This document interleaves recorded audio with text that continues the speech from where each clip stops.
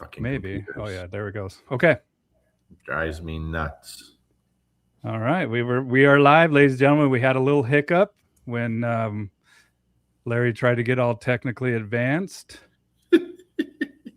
and we got bounced. But here we are. Here we are. I'm here with my good friend Larry. How you doing, bud? What's up, pal? How are you? I'm doing awesome. I'm not And- ignoring you if you see me looking over you. I'm just trying to share this for you, and make sure people know we're on and stuff. Yep. And I was sharing it as well. But you didn't know this, but I've been reaching out, and I got two of your good friends. And I know that I'll be seeing you all next month in Oregon.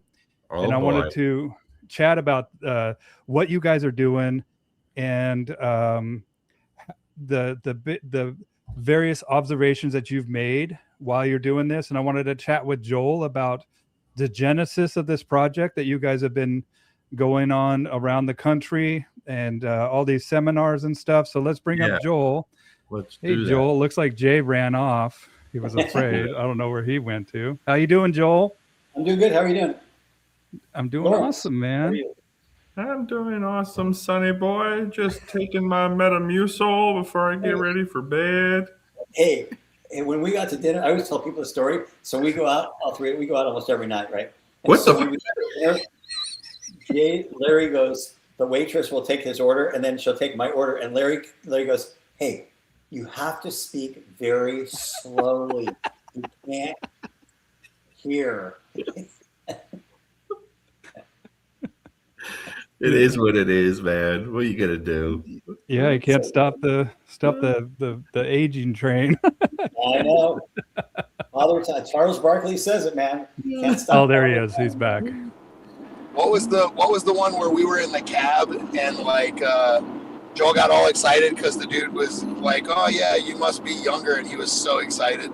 Yeah. Oh yeah. Oh, I don't know how much you tipped. I don't know how much you tipped that guy.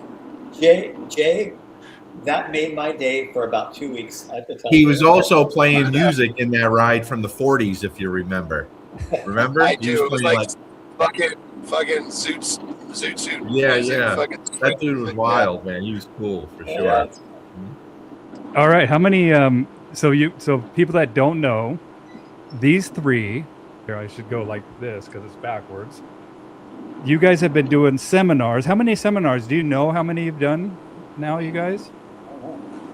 We're doing 6 a year for the first. Well, we're doing 6 a year for the first, maybe 3 or 4 years, probably. So that would be 24, and then we've done. Actually, well, this now we're doing like I think 4 or 5. I don't know. So approaching 7 years, right? We've done quite a bit. 30, so 150 seminars. Like 30. I can't count past 7, so it's more than that.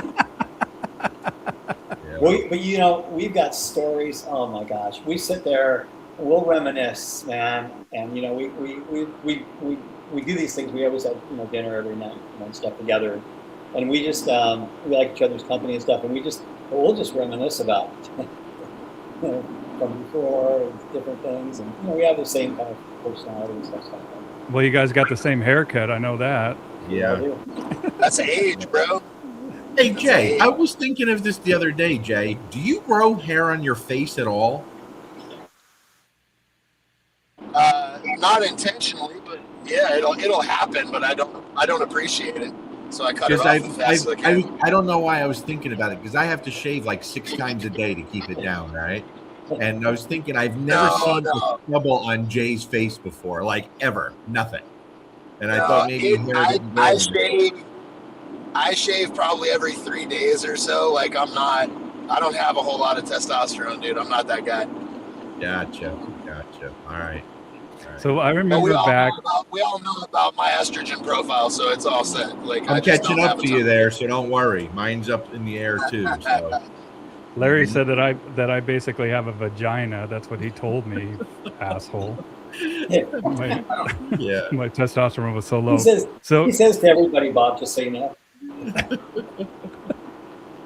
So Larry posted about the first conference, IACP conference, and we'll talk about the IACP conference because you guys are going to be presenting at the one in August in Newport Beach, California. And so I thought it would be a good idea to have all three of you together and to start to discuss your experiences doing these seminars. But I want to start at the genesis of this program, of when it all began. Who started this? Whose idea was this? Joel.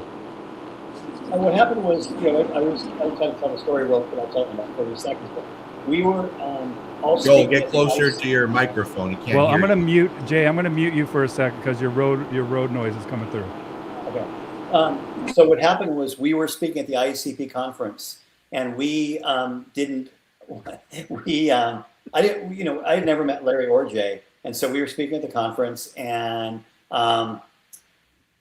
just got a chance to talk to these guys. And Larry, I watched some of his videos on YouTube, because in my certification courses I use this Rottweiler video that he does with the first session with a e-collar, which was because it's exactly the way I do it, And I was like, that's awesome, And so so I wanted to talk to him, and then Jay Amy Sadler had introduced me to Jay. They were just finishing lunch, and I just was like, I sat down with them and I talked to them, and we started talking, and I think we talked like 3 or 4 times, but he was just really interesting. I mean, it was just like he told me briefly what he did, which I thought was very unique, back then, the redirection using, play and stuff like that. And so, anyway, so what happened was Larry and I did our first one. We did one in Tucson, these in Tucson. And then after the Tucson one, I asked Larry, I said, hey, Jay, I think he'd actually add something, to this. And he goes, yeah, let's just, give it a try. So we did, in January, we tried St. Louis in January. And that was the very first one we did. It was during COVID and everything. Everybody's wearing masks and everything like that stuff. So, and then that's kind of the way it went. We just kind of did it like that. But when I came back to the IACP conference, and I didn't know these guys really well. And I told my wife, I said, I'm going to do something with these guys. I want to do like something with these guys. And so that's kind of how it happened. Cool. I remember meeting you. I met you, Joel, back in 2010 in Austin at, it was Triple Crown Training Academy, which is... Oh, I spoke at the ICB conference back then. Yeah. Yeah. We talked about that when I did a live stream with Joel, and I've done a live stream individually with each one of these men. So, but together I wanted to just kind of get into some stories and maybe what are you guys going to be talking about, if are you and some of the issues. So each one of you come together as a triad, like together, but you split off. Like, can you talk to me about how does the structure of this event work? And when we start off, right, we each speak a little bit, letting people know what to expect, what we're going to see all weekend. And then we take turns, and we gotten into a routine where Jay starts off. He goes really deep into his stuff, layered stress model, goes into his windows. And then I come in after that and kind of piggyback off of that. And I wind up jumping right into the whole punishment versus negative reinforcement stuff really deep, because it piggybacks off of everything Jay does. So we go for an hour and a half apiece. Then Joel comes in after us, and we take turns throughout the day, right? But now at night, when we go to dinner, when we get back from dinner, 7:30, then when we come back, it's less formal and it's kind of a free-for-all. I'm in one corner, Joel's in one corner, Jay's in another, and that's where some of the best training happens, because people loosen up. Listen, I didn't think we'd talk about this till the conference, but like, it was kind of brilliant what Joel put together here. How he picked us to, I don't understand it, but it works. But just recently we found out Joel does something now with special needs people, where he's teaching them to train dogs. And then I realized after 6 years, me and Jay were just a practice run for that. Joel was just, that's all that was, He made me think. I saw what he was doing. I was like, wait a second, are we like we practice for this or what? So that's it in a nutshell, man. Anything to respond to that, Jay? I got you unmuted. You just have road noise, so I'll mute you every once in a while. That's all right. No, nothing crazy. Although it does seem like we were the pilot program for the special needs group. So, but now it makes a little more sense how he picked us. I think you should let them talk about the first time Joel saw me present, because he didn't know me at all. We spoke once or twice, but he'd never seen me teach. So how he selected us, I do not know, and I'm curious to know what the hell was going through his head the first time he watched me do my thing. Well, I watched him watch you, and his face said it all, because I'm pretty sure that's also the one where he had the elderly lady bent over, holding her by the belt, smacking her in the ass and getting her to jump forward. That was his demonstration to something that he was doing with the dog, and he demonstrated on this older woman who loved every single minute of it. I was gonna say, Joel was sitting there like didn't know whether to laugh or cry, and everyone in the audience is in tears. So my God, it was hilarious. that's for sure. So we've had more laughs during. Listen, we all do seminars on our own, right? But this whole thing has become like this cult following because it's very different. Like it really is a good vibe. That same seminar, that's where the lady brought that toy, like the tug toy, but it looked like a sexual, sex toy. And Jay took it and started smacking himself in the face with it, going like, and I thought Joel was going to have a heart attack. Oh my God. Because when I lose it, you guys, I'm like, they know I'm on the ground, man. I just am like, yeah. So any thoughts about the first time you saw Jay teaching, Joe? Well, you know what? To be honest with you, literally, like probably the first couple minutes, I'm like going, listen, I'm not going, that's not F-bombs, man. It's like, not F-bombs. So it's like, wow. But you know what? The truth is, it's the God's honest truth. And I tell people the same story. It doesn't matter because the dude has got so much game and so much substance and so much great information. It doesn't matter, And it doesn't ruffle feathers. Never has. When Jay says stuff the way he does in the cursing, people aren't phased. If I said the same thing, it wouldn't go over well. No, right? It's just who he is, and it's natural, and it's no bad intentions behind it. And I literally was reading a study lately, right? And I forgot to tell you about this, Jay. I was reading a study lately where it talked about people who use a lot of curse words, a lot of vulgar language in their thing. The people they're talking to have elevated dopamine in the conversation. Like, it was kind of wild, this study. I meant to send it to you, Jay, because I was like, man, they must be watching you for a while now. Well, and Jay, I know you, and one thing that I love about you, man, is one, your authenticity, and two, I don't know if you guys are fans of Jordan Peterson. I mean, it goes either way, but he talks about the benefits of being a strong man. And being a strong man doesn't mean that you are complacent. It means that there's a dangerous aspect to you. And the fact that Jay is a fighter and can probably take all three of us. I don't know. Maybe. I know he could take, but that he has the ability to turn that on, but he chooses a way of communication that keeps him out of that space. And I think that has made him probably one of the most eloquent people I've ever met. Even though he does drop a lot of F-bombs, he does get his point across, and yes, very well too. Yes, very well. And so, Jay, you're like, go ahead. I can speak well.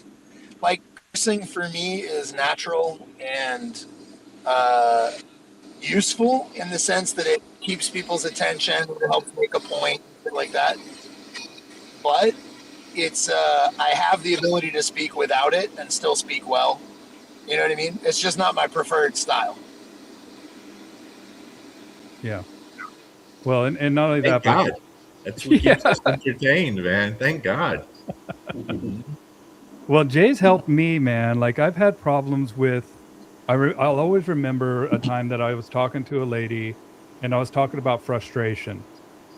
And she got pissed off at me, and she's like, "Why would you ever want to frustrate a dog?" And it ended up that she actually exited the conversation. It was in like a communal chat room. And I went to Jay first and foremost, and I said, Jay, how can I approach this that's going to get my point across, that isn't going to become dysregulated? Because I think that at the end of the day, we're in this for the dogs, and there is harmony that can be brought about with proper communication. And I can't tell you guys how much Jay helped me with, I guess, reestablishing that dialogue where we made real progress in the conversation that we had. So thank you, Jay. He's very good at that for sure. Good communicator. Doesn't look it, but he's a good communicator. Very good communicator. I tell people that all the time. Mm-hmm. Yeah, I was going to say too that one of the things that all three of us have in common is our passion just to teach. Larry's an incredible teacher. He's just, I always like to let people know that, the stuff you see on YouTube, he put it there a long time ago to help people. He didn't put it there to make money. He didn't put it there for any intention. The only intention he did is so people used training collars the right way and understood when to use it, how to use training collar, and how to work with their dogs and develop relationships and stuff like that. That's the way he did it. And to this day, he still has that passion to help people and stuff like that.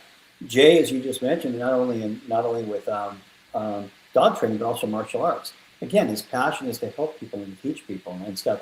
And for me, the older, and I'm a lot older than these guys and stuff like that. And I told him, I was like, when you're my age, you'll understand what I mean. But, once I hit like probably mid 50s, I had this, passion to want to just help people and teach people, and stuff, because, when you're gone, you're gone, and your attitude is like, it's like you're gone, and hopefully people, are able to use a lot of what you've shown them, and stuff like that. So I think that's kind of how we all kind of, a thing we all have in common. And so, Jay, of course, does both the martial arts and the dog training. So, well, and I think that each one of you have even a different, would I say, approach? How would you describe what makes you guys different? I think the end goal is the same for all of us, right? And each of us get there a little differently, even though there's a lot of interlapping with certain things where we are similar in many ways, right? So I'll give you an example. Like with Joel, I was watching Joel on TV years ago. Like I knew he when he came up and introduced himself to me at the conference, I was like, dude, I know you are. I've watched you forever. I used to lay on the couch with my hand down my pants, touching my junk, watching you, and when you're about you or something, right? But I think sometimes people take for granted what Joel does. Someone who started off with mammals, whales and dolphins and stuff, and it's 40 something years now, Joel. Yeah. And he's still very relevant and put this shit together at this stage of his life where most people could only eat baby food, right? And I'm sorry, Joel. And he's out here putting this thing together and still coming up with new ways to be involved in the dog world and stuff. It blows my mind. Like, listen, I've tried to obtain hotels to do seminars on my own, and it took me about 10 minutes to quit. And this guy comes up with this concept where we are doing this thing so different. He put together like a perfect team because we click, we get along, we respect each other. But more so, what I hear from the people freaking love it. And they keep on coming back wherever we go. That's saying something, you know what I mean? So this was all him. And when we did our one together, you would think three would make it tough. But as soon as he said, what about Jay? About bringing this guy on. I have no idea how he came up with Jay. But I was like, absolutely. And I didn't meet Jay or Joel until we all met at the conference 7-8 years ago, whatever it was, right?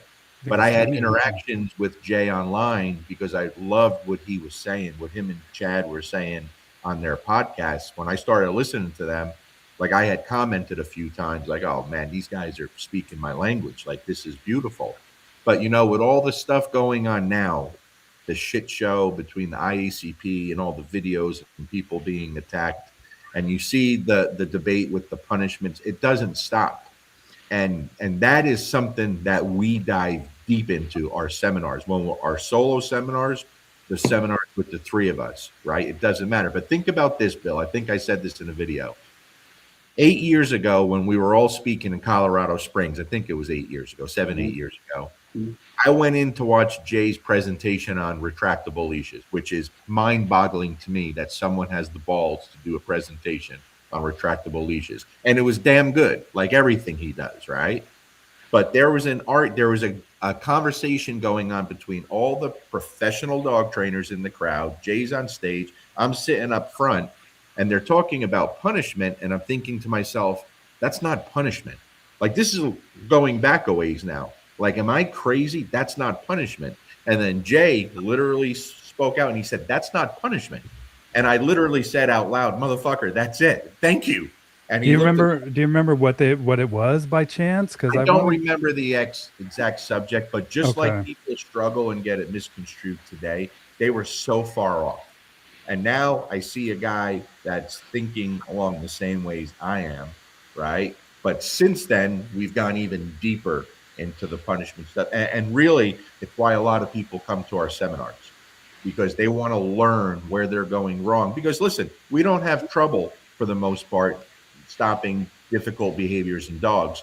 And we're both very light-handed trainers. You understand? And even though you show people and you show them in every way possible and you break it down and explain things for 3 days straight, Joe will tell you, come Sunday, people are still just asking questions, because the hardest thing in dog training is to change the human habit. Okay? And people really struggle with that, and they always want to go back to what comes natural. So when Jay comes in and explains things the way he does, and Joel, what I love about Joel, he'll explain from both our perspectives. This is what Jay's, why he's doing this. This is why Larry's doing this. But when Jay comes in and gives his interpretation of all this stuff, he's doing it one way. I'm just doing the same thing in a different way, because some people, it takes that hear of both ways before they go, oh shit. We had one woman, wonderful trainer. It was 4 years, her 4th seminar in a row, where Jay was working with a very difficult dog, a Rottweiler, at the end of the seminar, and someone asked a question about what was going on with the punishment. And I went to explain why Jay was doing what he was doing, and she threw her hand up and said, oh, wait, I think I just got it. And she explained it and broke it down, and she got it right. It took 4 years for her to understand, because it was so simple. She was thinking too much into it. You understand what I'm saying? Yep. Can you move your screen over just a little bit? I can see half of your face, Larry. Oh, sorry. Yeah. There you go. Jay, I think we lost connection with Jay, which is a bummer. Yeah, but here's the thing, Bill. You see the shit show going on online now. People just want the answer. There is no answer. Like, you have to learn from the right people, right? I teach it. Jay teaches it. We've all learned from Ivan. Dylan Jones teaches it, but Dylan Jones is a bad name to say in dog training for a lot of people right now, right? It's not for me. I will stand behind his training 100%. I've been very vocal and honest. Yes, there's things that he says that I don't like. I had to kind of disassociate from that. But I've lost friends in this industry recently because I refuse to back the bullshit that they throw at him as like he's an abusive trainer or something. No, people are mad because he's a much better trainer than them, and getting results and showing it with the same concepts that we're trying to stress to people, that people don't want to believe that there's something different. So when people out there say there's nothing new in dog training, no, there is for you, because you don't know this stuff. I know it because we see 1,000 people a year, right, Joel? And we see it over and over and over again. Well, plus our old, 1,000, including our solos. You know, I've got six. I do 6 to 8 solos a year. Larry's got 6 to 8 solos a year on top of our the joint stuff. But like just something Larry said, it was just really, really super important. And that is, Larry and I talked actually today, and you know, I think what people need to do is they need to be open-minded. And a lot of people, they refuse to be open-minded. They'll look at something and they'll look at one perspective, and that's what they. And you know, what made me a good trainer a long time ago was the fact that I was around a lot of different trainers. You know, in the late 70s and early 80s when I first started. There were trainers, and I'm not going to mention their names, but there were trainers. They did, you know, a lot of features that they were rough. They were really rough on dogs. And at the time, I worked for Ray Berwick. We did the Animal Show at Universal Studios. This is 1980, 81. That's when I first started. And Ray, he trained all the birds from Alfred Hitchcock's motion picture, The Birds. He was a really good bird trainer.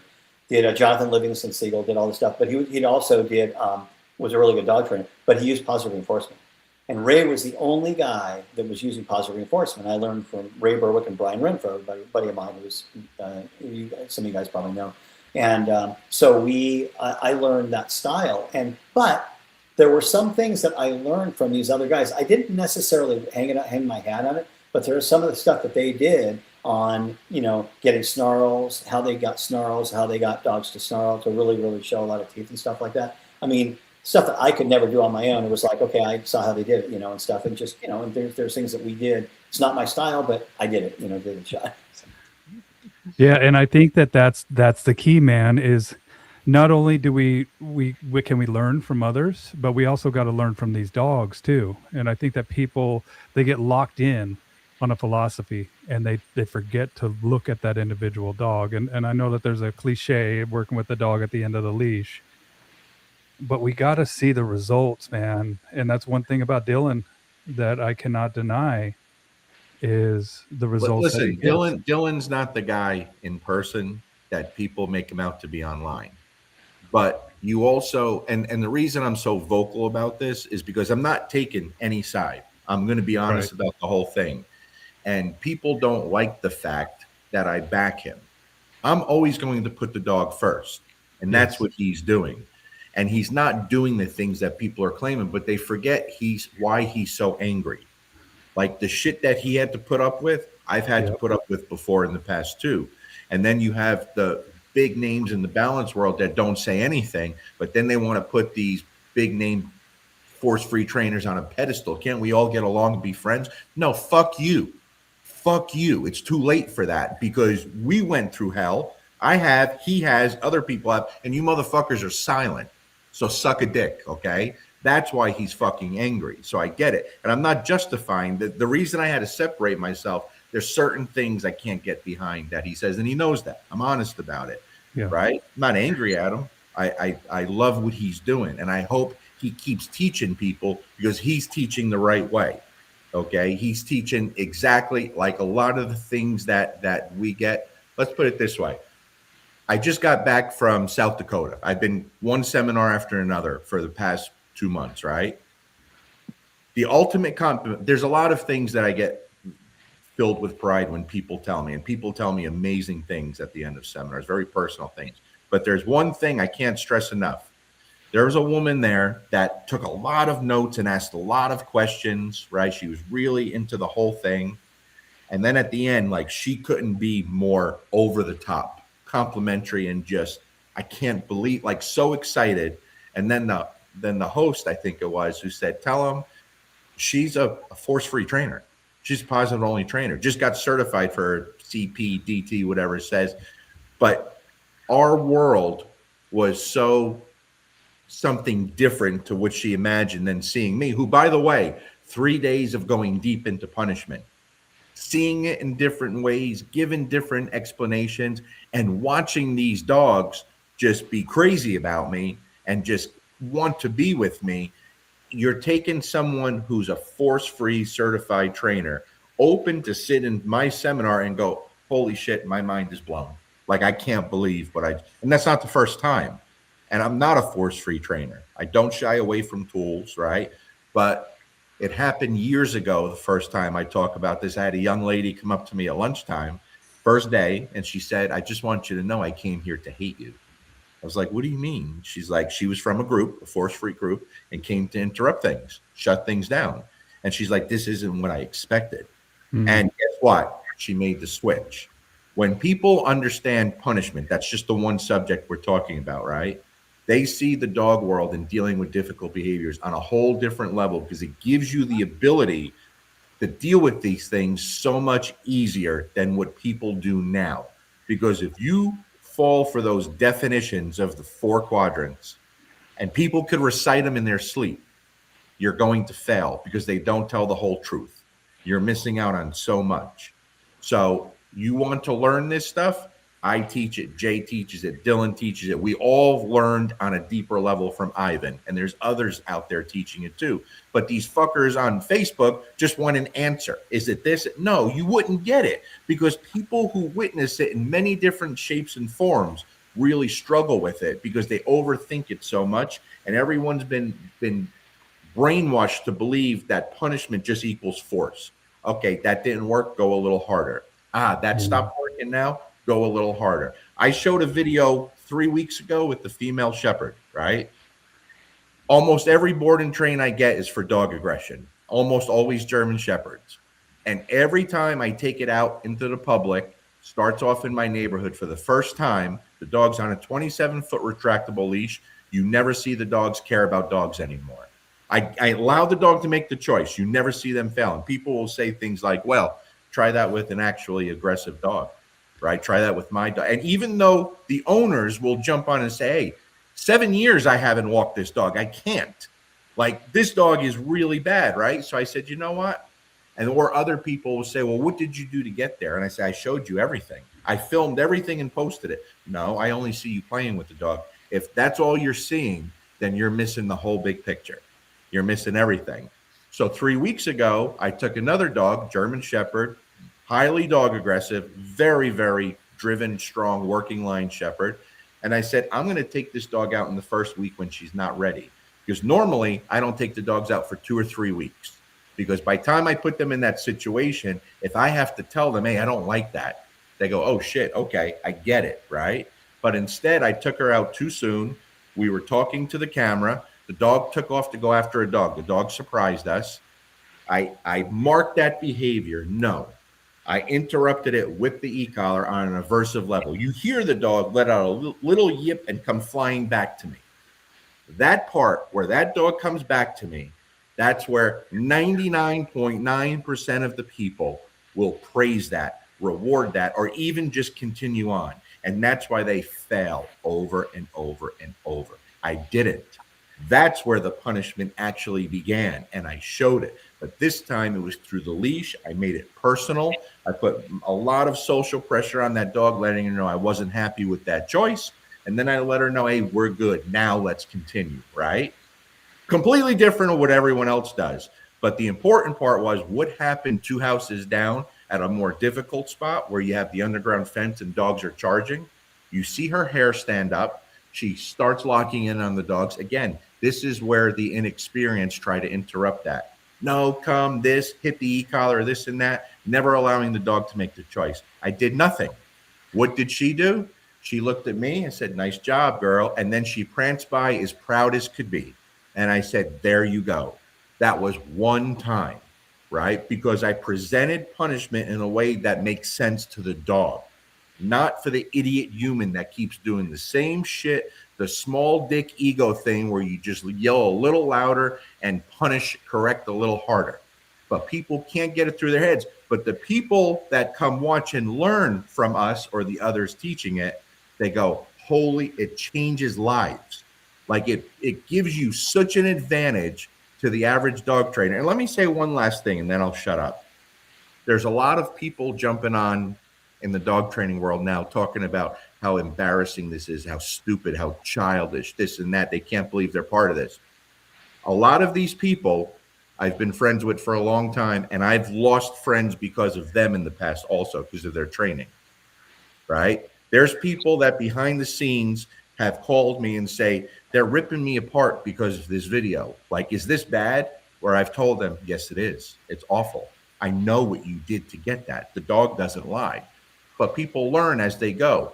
But you can't go from that just a few years ago to all of a sudden you're this fucking expert.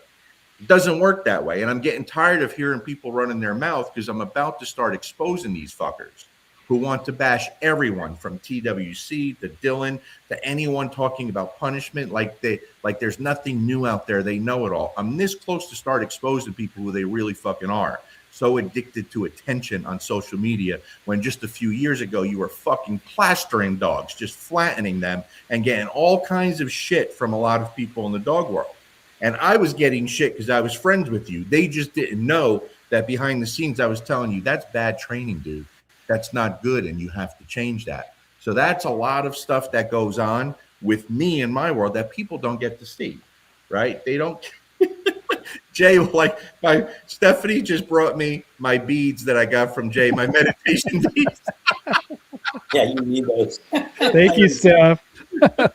Yeah, you bring out the anal beads next, I'm done. Okay, I'll settle down. Sorry, but this shit gets me fired up, and this is the stuff me and Joel talk about this all the time.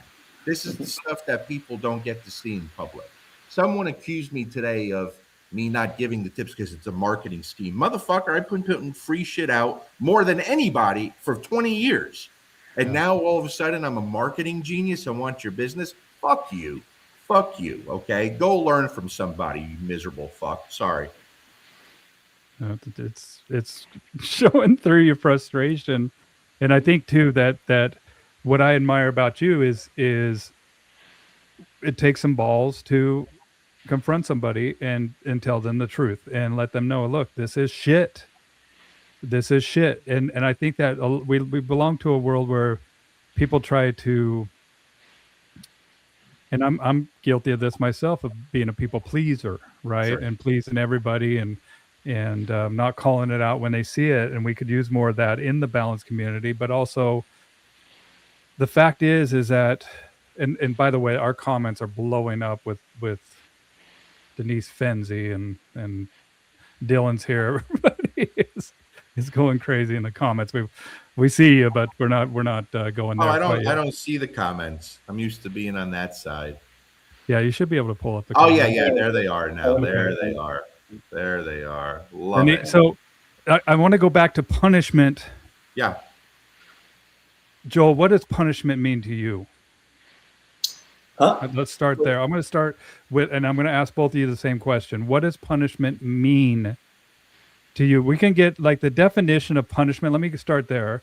Is the imposition of an undesirable, unpleasant outcome upon an individual or group in response to breaking norms, rules, or laws. I'm just going to give you guys an example of what I've seen. And, you got to remember that I'm a guy who trains animals, movies, TV shows, and commercials. So I'm not a guy who really is the guy that's going to talk about punishment, negative reinforcement, all that stuff. I've dealt with aggression over in my career and dealt with, doing bite work and stuff like that on the set and things like that. But I've never really worn that on my sleeve. So, so for me to talk about it, it's just that but what I will say is this, and that is that, and what I've learned from these guys, and I've learned a lot more about punishment from these guys than I have in my entire career. But allowing the dog not to, a good example is just the 2-line stuff, okay? And because and Larry always gives credit to Ivan, for that. And, but when that dog is, and I've just seen this over and over and over again, and that is when they have the 2-line and that woman is with that dog and that trainer standing, 15 feet away, and that dog blows up, she steps back, and that dog, all of a sudden, the mind, it wants to go to her, can't go to her, all of a sudden can't get out of it. That is true punishment. Dog is actually being punished. And the person steps back. It becomes a situation to where the dog no longer is focused on that, but is focused on that person. And as a guy who's, as I said, as far as understanding aggression, there's a lot of people that are watching right now that know way more about aggression than I do. But I know dogs, and I've seen this stuff, and I've seen that stuff. Right? So my thing is that, when somebody asks me to define stuff, it's hard for me to define, define because I don't train dogs in the world that you guys do. But to me, that's where it's effective. And the whole point is that we've had dogs that come to our events. I've watched these guys where, we had a dog in Manchester, a pit bull, for 8 years. It was 8 years, going after people for 8 years. And literally this dog, when she stepped away from the dog just all of a sudden whipped around, started just freaking out, wanted to go to her and just, throwing this just, but nothing was going. I mean, nobody was hurting the dog. The dog wanted to go to her. That's true. And Larry, and we had a few people that had issues with that. And Larry's like, and we're like, how can we have issues with it? This dog is being jacked up for 8 years by people with all these e-collars, and you have a problem with this? Got its ass kicked for 8 years. That following week, that woman was posting videos of that dog dock diving around people, dogs, everything. Yeah. And that literally, and Larry will tell you the same thing. So we go inside. So then we go outside. They go outside with the dog. Oh, the dog has problems with cars and stuff like that. Larry's like, let's take it out there. There's a road going by. They take it out there. Literally, they worked it out. Like one or two times they did it. Boom. And it's not to say that it's magic, but you're asking me about punishment, Bob. And as I said, I'm not the guy, the true guy that's going to tell. Hey, but I mean, Joel, I hope that explains. Joel, that's Bill, not Bob. Bill, sorry. Yeah, sorry. Bill. I own bowwowbobs.com too because the B. Yeah, he's now Bob My Knob dog training. No, shut up, Larry. Screw you. All right, sorry, Joel. Do you remember what you were talking about?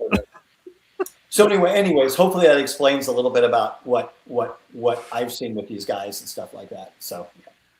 Well, and what I hear too, what Larry's saying is that the dog wasn't prepared in the case that he was given, and so I want to add to you, Larry, like what, how do you define punishment? But, and what role does rapport and the individual dog play in how massive, right? Yes. So what I have to say 100 times during a 3-day seminar is I don't do this, guys.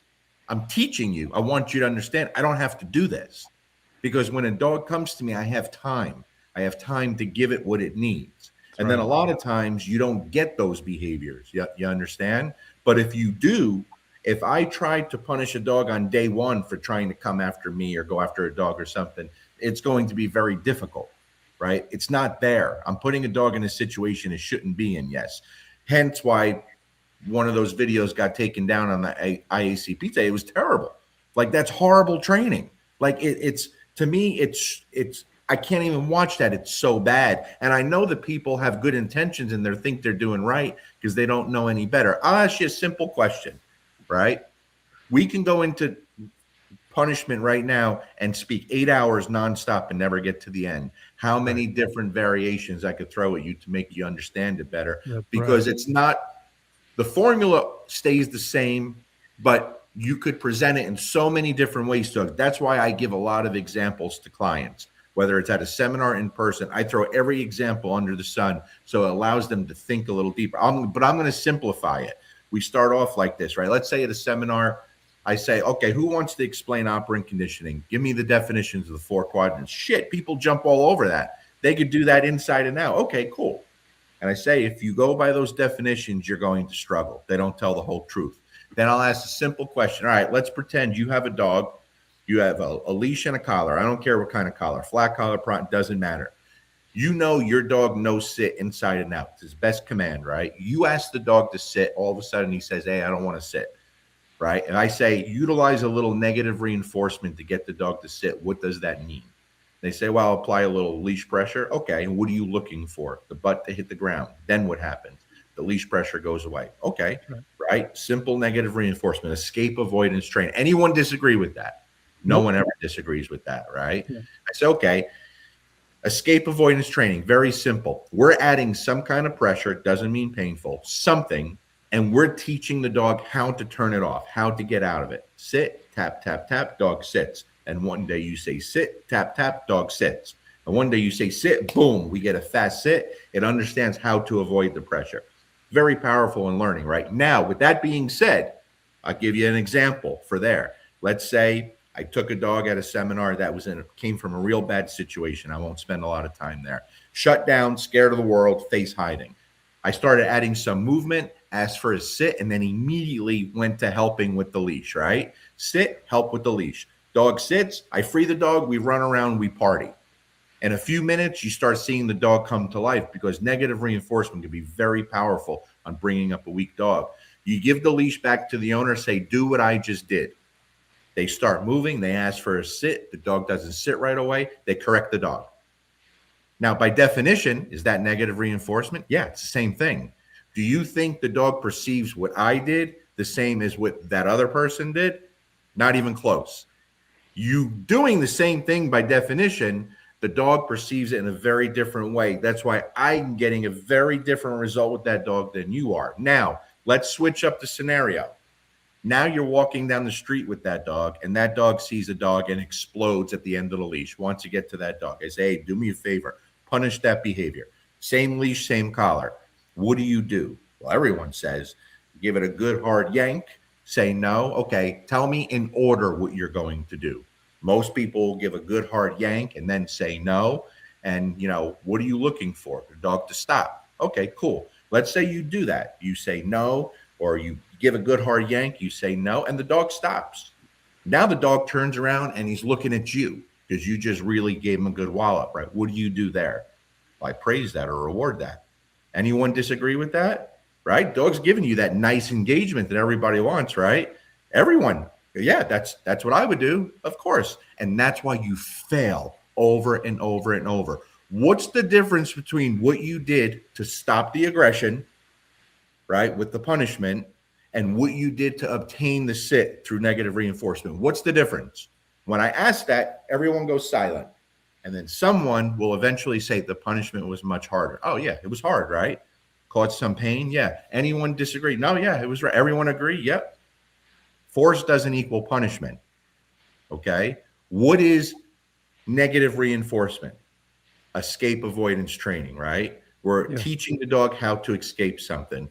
When you implement a firm aversive to stop the aggression and that dog stops and you turn around and continue on with your walk, or you praise that or you reward that, what did you just do? What's different with that? You allowed the dog to escape it and then you rewarded it. Yep. Right? What's the difference? You're doing the same damn thing, and that's why you get the same damn results. That's why I showed that video of me with the shepherd a few weeks ago. It's there for everyone to see, but everyone still wants to be spoon-fed. So when I asked someone, hey, did you watch that video? They go, yes, that was amazing. Like, that really cleared everything up for me. I said, okay, what did I do in that video? Not one person can recite exactly what I did. Not one person. Because they watch it, but they're not really consuming it. You understand what I'm saying? Yes, you allow the dog to make a choice. That's right. Exactly. And once the dog made the wrong choice, I dealt with it, right? And when the dog stopped making the bad choice, I didn't let her out of it. I continued. I added some social pressure. I took the leash. I said enough, and I gave her a few quick pops and did it 2 or 3 times, and she's like, holy shit, he's really mad at me, right? I'm like, hey, we good? And then I let her know, okay, now we're good. We're back to baseline. We're going back to normal. I'm going to give you another shot at this, and I'm not mad at you, right? That's right. That's like right. The shit that people are doing. The reason I spoke up, Bill, with the IACP stuff, I don't make a lot of negative comments on people's stuff unless you're harming a dog. I just don't, right? But when you're looking at an organization, it's our NRA, right? IACP is to us what the NRA is to guns. It's very important. And when I see someone putting out training videos and you're the training director, I don't know that individual. I know everyone tells me he's a really nice guy. I'm sure he is. But you have a responsibility that if you're putting something out there under the umbrella of the IACP, you better know what you're talking about. And that shit was so wrong in every way. And that's why I wasn't the only one. People were glad I said something, because the people that know, that have learned from the right people, are going, this is awful. Like, this isn't even close to being truthful, right? And it's not. And that's why I stay busy all year long. We all stay busy all year long because people want to learn this stuff. And the people that learn it go, holy shit. The same way I understood punishment before I took Ivan's course, before I learned from Ivan. But I knew there was stuff I was missing that I could do better. I tell this story all the time.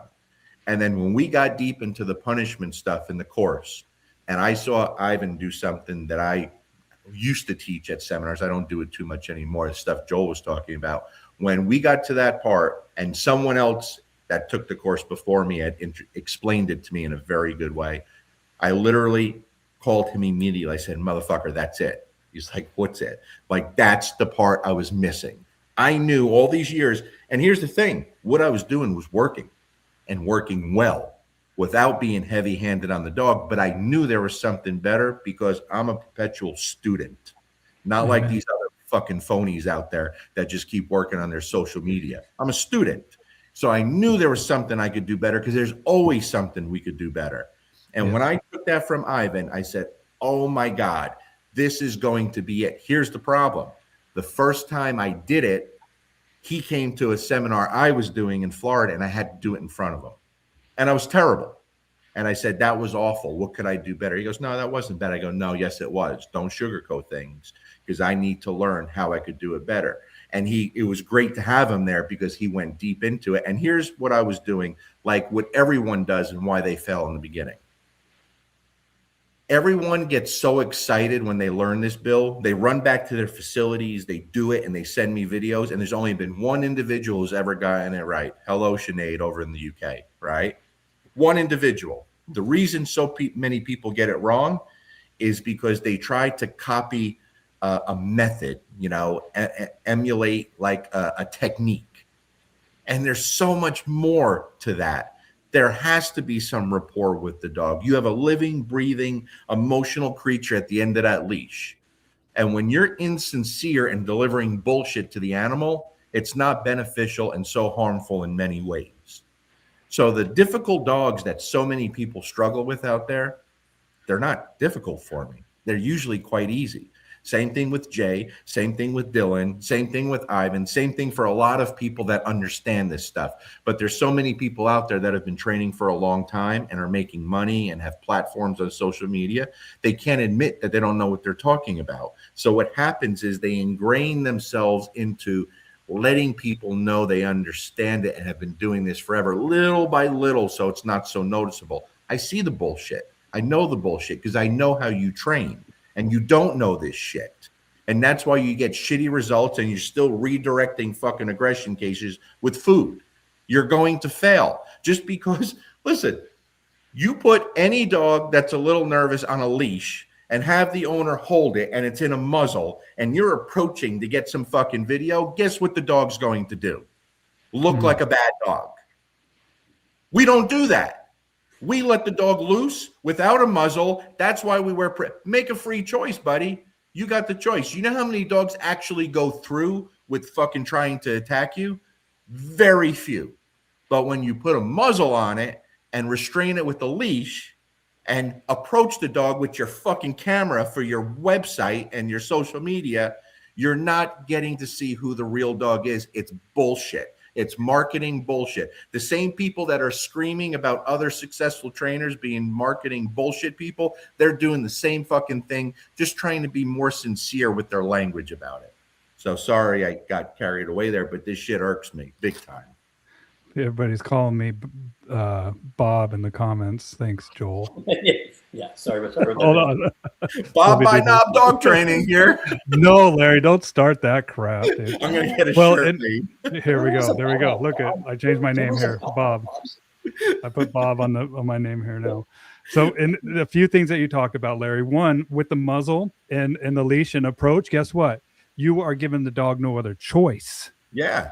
Yeah, and you're also confirming to the dog you should be concerned about me. Absolutely, the dog's making the right choice by doing this, and that's what I love about like in the bite work suit. I mean, the bite suits, like that's for our protection, so we don't get hurt. And giving the dog the long line and giving the dog the choice, let the dog discern. Because guess what, dude? I used to fight. I used to, Jay and I used to be in kickboxing, not together, but one thing that we had in common. But dude, I hated it. I mean, there was a part of me that was there was a part that it was exhilarating about it, but there's another part of it that is, I mean, just very unpleasant. When you hurt somebody, when you have to go to that place of being, being aggressive and lashing out. And if I can manage that for myself, which I've done for many years, that is much more preferable. And after a while, the baseline kind of comes down of the need to be aggressive. And this is what we need to do for the dogs, is to realize, one, this isn't pleasurable for them responding like this. It's fearful. Most of the cases that I see are fearful, but we need to give the dog the opportunity to learn, to make choices, to discern in the human world, and to be there when they make the right choice, and to be truly proud of them. And that's, in my opinion, that's truly positive reinforcement, because it's true. I'm really proud of you. Listen, I had a client, no dog experience, right? Put it brilliantly to me. She had a German Shepherd. She can't take it anywhere. After we started doing some private sessions together, online, by the way, she's not near me. She finally got the nerve to take her dog out for the first time, went to a park, right? And then she said, I have to ask you something. She said, tell me if I'm on the right track. She said, so the initial interruption of the unwanted behavior, which most people think is the punishment, she goes, that's negative reinforcement. I said, correct. And she said, when I step away and create a little social separation or social pressure, she's like, that's kind of like negative punishment, right?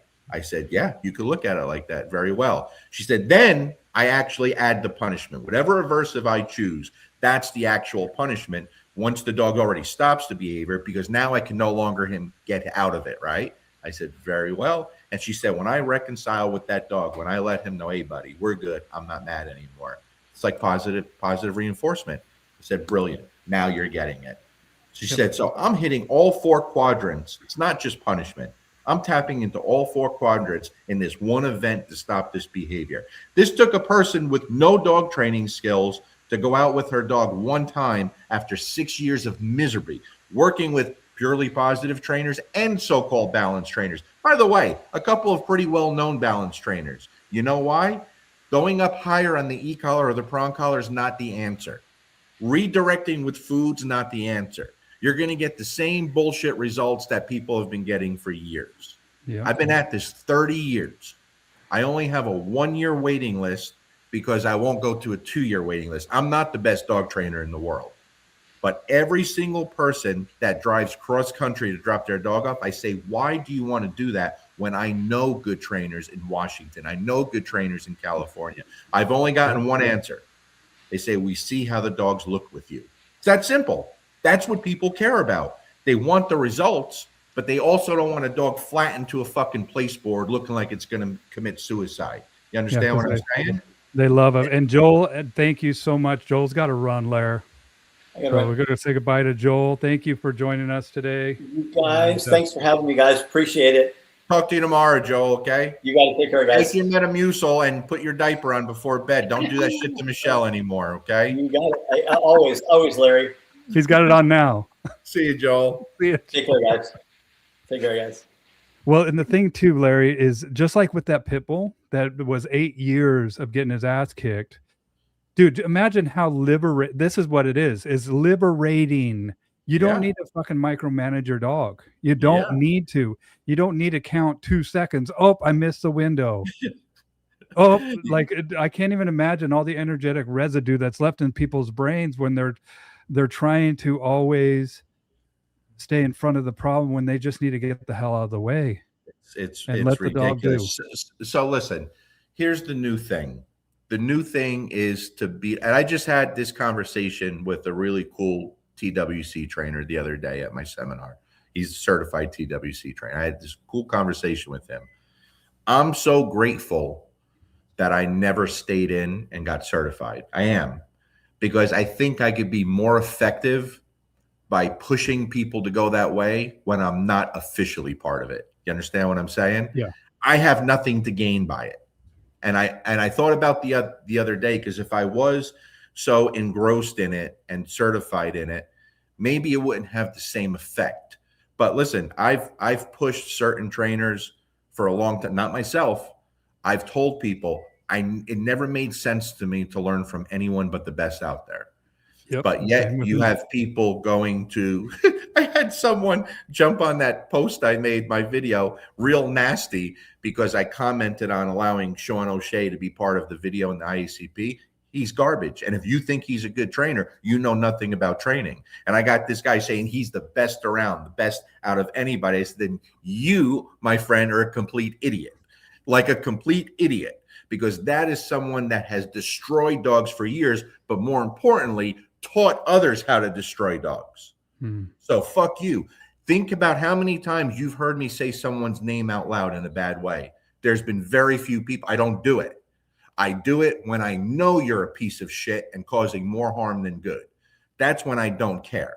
That's when I don't care. And a lot of people don't like that. I lost 150 followers on Instagram yesterday because of the rebuttal to the Antonio's video. Think about how sick that is. I didn't say nothing bad. I wasn't harmful to anyone. I was respectful, but people don't like the truth. They don't like the truth. It's absolutely insane what we deal with in this very, very, very fragile egos, very fragile egos. Well, and I think that it's important to realize that I don't care if I gain followers, if I gain friends. Is that Benny back in the? That's Benny. Why is Benny barking? Oh, that's my boy getting home with no shirt on. I don't know why we spend money on clothes for my son. He's always just half naked, likes to show off his muscles. Yeah, dude, I was there. Live it up while you can, buddy, and take a good look at your dad. That's bullshit, bro. Take offense to that, Bob. Dude, what do I call you now? Harry. Harry. Listen, okay. I graduated high school at 6'1", 135 pounds. My son is a sophomore. He's 6'3", 185 pounds. He's jacked. He's a beast. He's a beast, man. Good genes. Well, yeah, good genes. Must get them from Steph. Yeah. You gave it to him. So what I was gonna say is, like, followers, friends, we're advocates for dogs, dude. That's it. That's it. And guess what? There's dogs being euthanized that are great dogs. There's dogs that are being destroyed, like emotionally destroyed. There are people who walk around talking like they're the expert, and they are being unfair. They're being unethical. They're chasing that dollar. There's people out there that, I mean, I'm so thankful for the teachers that I've had, both the good and the bad ones that I've had. The bad are just as important. And that's why it's important to have these conversations. Like, people say, like, this is an embarrassment. This is, but it needs to happen, dude. Like, I think that people need to have an understanding that there is no harmony. Somebody just posted up here a comment that is, dude, there's so many fucking comments here. Let me find it because it was good and I wanted to post it up, but you guys were shooting the breeze about right here. Elcon, great comment. Bad training is bad training. Beautiful comment. That shit needs to be put on a t-shirt. There's no. But here's the thing, Bill, and to what Elcon is saying, okay? Someone posted, I'm not going to say who, someone posted a video a few weeks ago. It was really bad training, like really bad training, dealing with an aggression case. It was really bad. But because the person is very well liked and popular, no one had anything to say except the honest people. If a person that wasn't very popular or well known posted that same identical video, if we used AI to change the face, people would have been outraged. You're a fraud. If you're okay because he's doing it, but not okay if this person's doing it, you're a fraud. Don't say you put the dogs first. You put the dogs first when it's convenient for you. Okay? Oh, Bill, you just like froze in the weirdest looking way, like you were having a seizure or something. Yeah, am I back? Yeah, you're back. Okay. Nice, Elcon. Very, very nice. You're right. Once he posted that comment, I was like, oh man, that's exactly it. Bad training is bad training, And we owe these dogs better. We owe these dogs the best that we can do. And that's why there's no finish line to learning. There's no finish line to seeking mentors. And that's one of the things that attracted me to Dylan. I had no clue who this guy was. I was watching his videos and I was like, that's legit. Yes, What's he doing? What's he doing? Yes, and then following up the pipeline to Ivan, and I've known about Ivan, and I'm so happy that I know and know Ivan on a different level, and I call him my friend now. You know, the first time that I reached out to Ivan, I was like, "You want to come on a live stream?" No, didn't know him, didn't anything, and I'm sure he thought that I was like diehard Napopo. Yeah, and he was like, "I don't know what we would talk about. We don't agree on anything." And I'm like, "Fuck you, buddy! You don't even know me." But I'm pretty persistent, and so I was like, dude, I'm sure we could figure it out, or even if we can't talk about anything, let's talk anyway. Right. And then being able to meet him and being able to go to his place and look at that, and being able to see, and we did a podcast, Ivan and Omar and I did a podcast. It was like 3.5 hours, but the audio didn't work, and I wish it did, man, because it was really good stuff. And and Ivan asked me in that podcast, he's like, "Why are you here?" Because I went there to meet Omar, and then Omar doesn't live too far, so we drove down to Ivan's place. And he's like, "What questions do you have for Omar?" And I was like, "I don't really have any questions for him. I just want to watch him. I just want to be in the same area with him when he's working dogs. I want to see how his dogs greet me.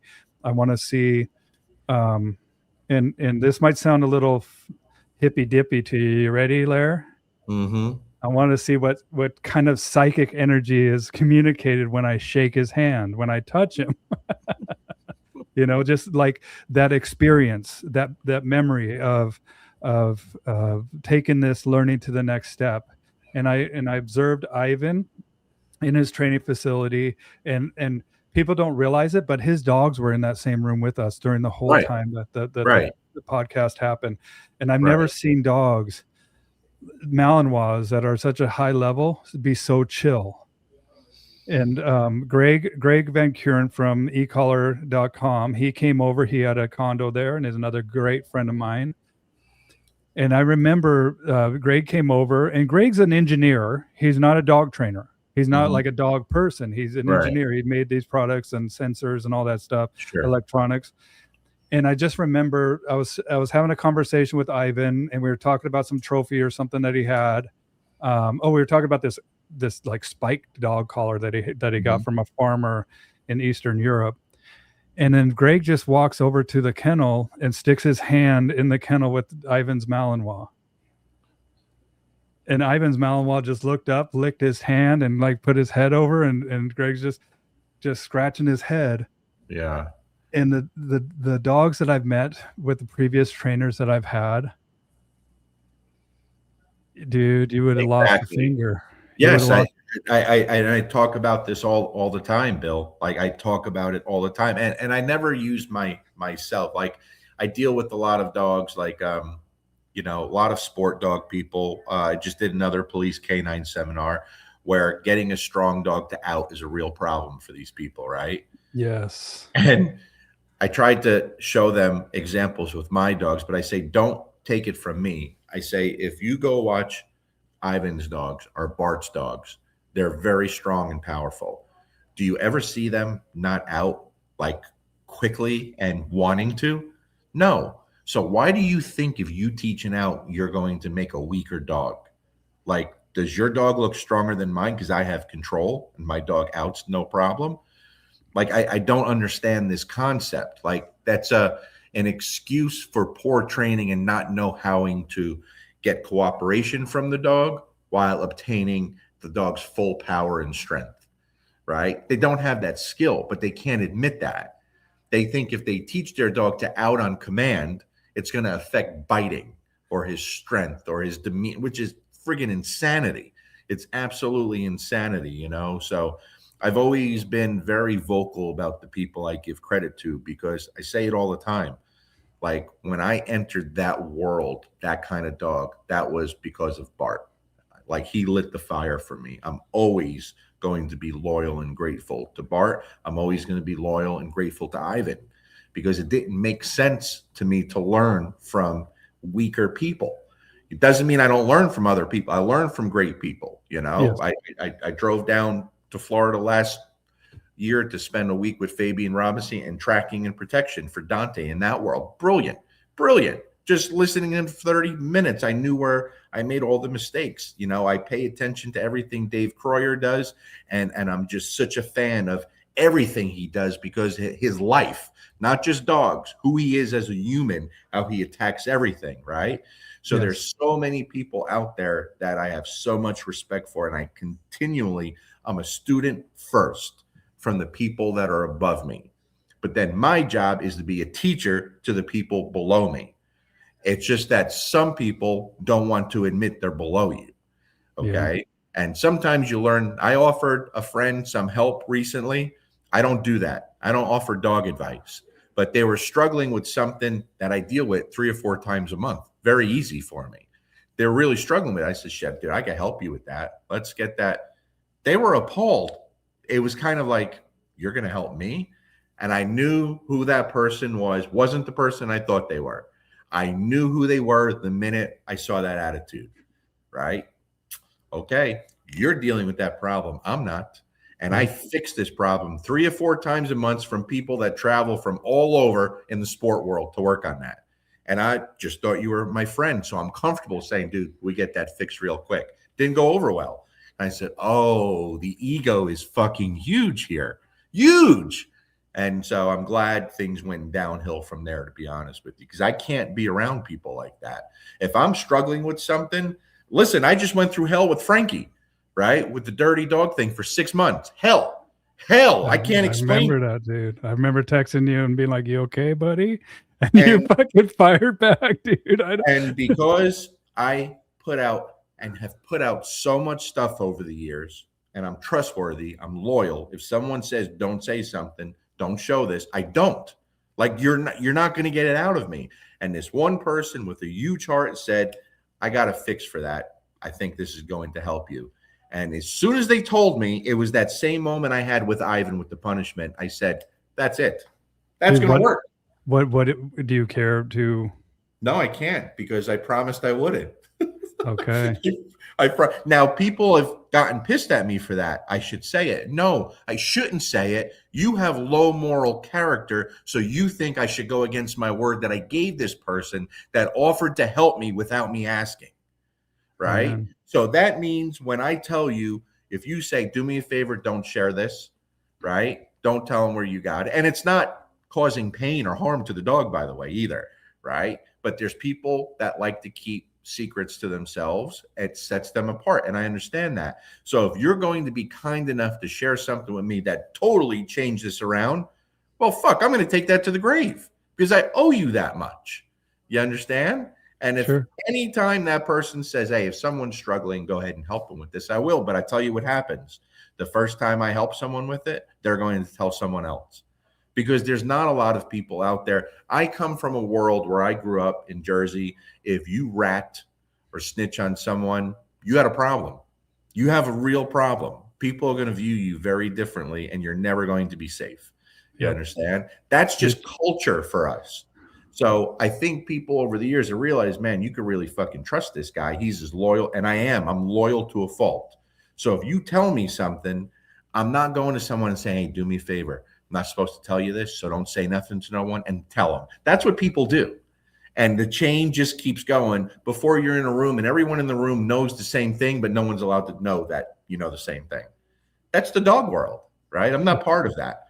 I'm not part of that. I'll sit by my, and that's why this thing with Jay and Joel, I absolutely love, because I truly enjoy my time with them. And we laugh, dude. We have good times, you know, like we really have a good time. And this whole thing is a whole different vibe, these seminars we do together. It's very different. When everyone's staying in the same hotel and you're training in the hotel in a big conference room, and you need to put your dog in the room, you can. You need to take a break, you can. We're partying at night together, training dogs. It's a whole different thing that just people tell us you can't match this anywhere. Like, this is so different. And people keep coming back year after year after year because they love it. They love it, but they learn too, because we're teaching stuff that others aren't.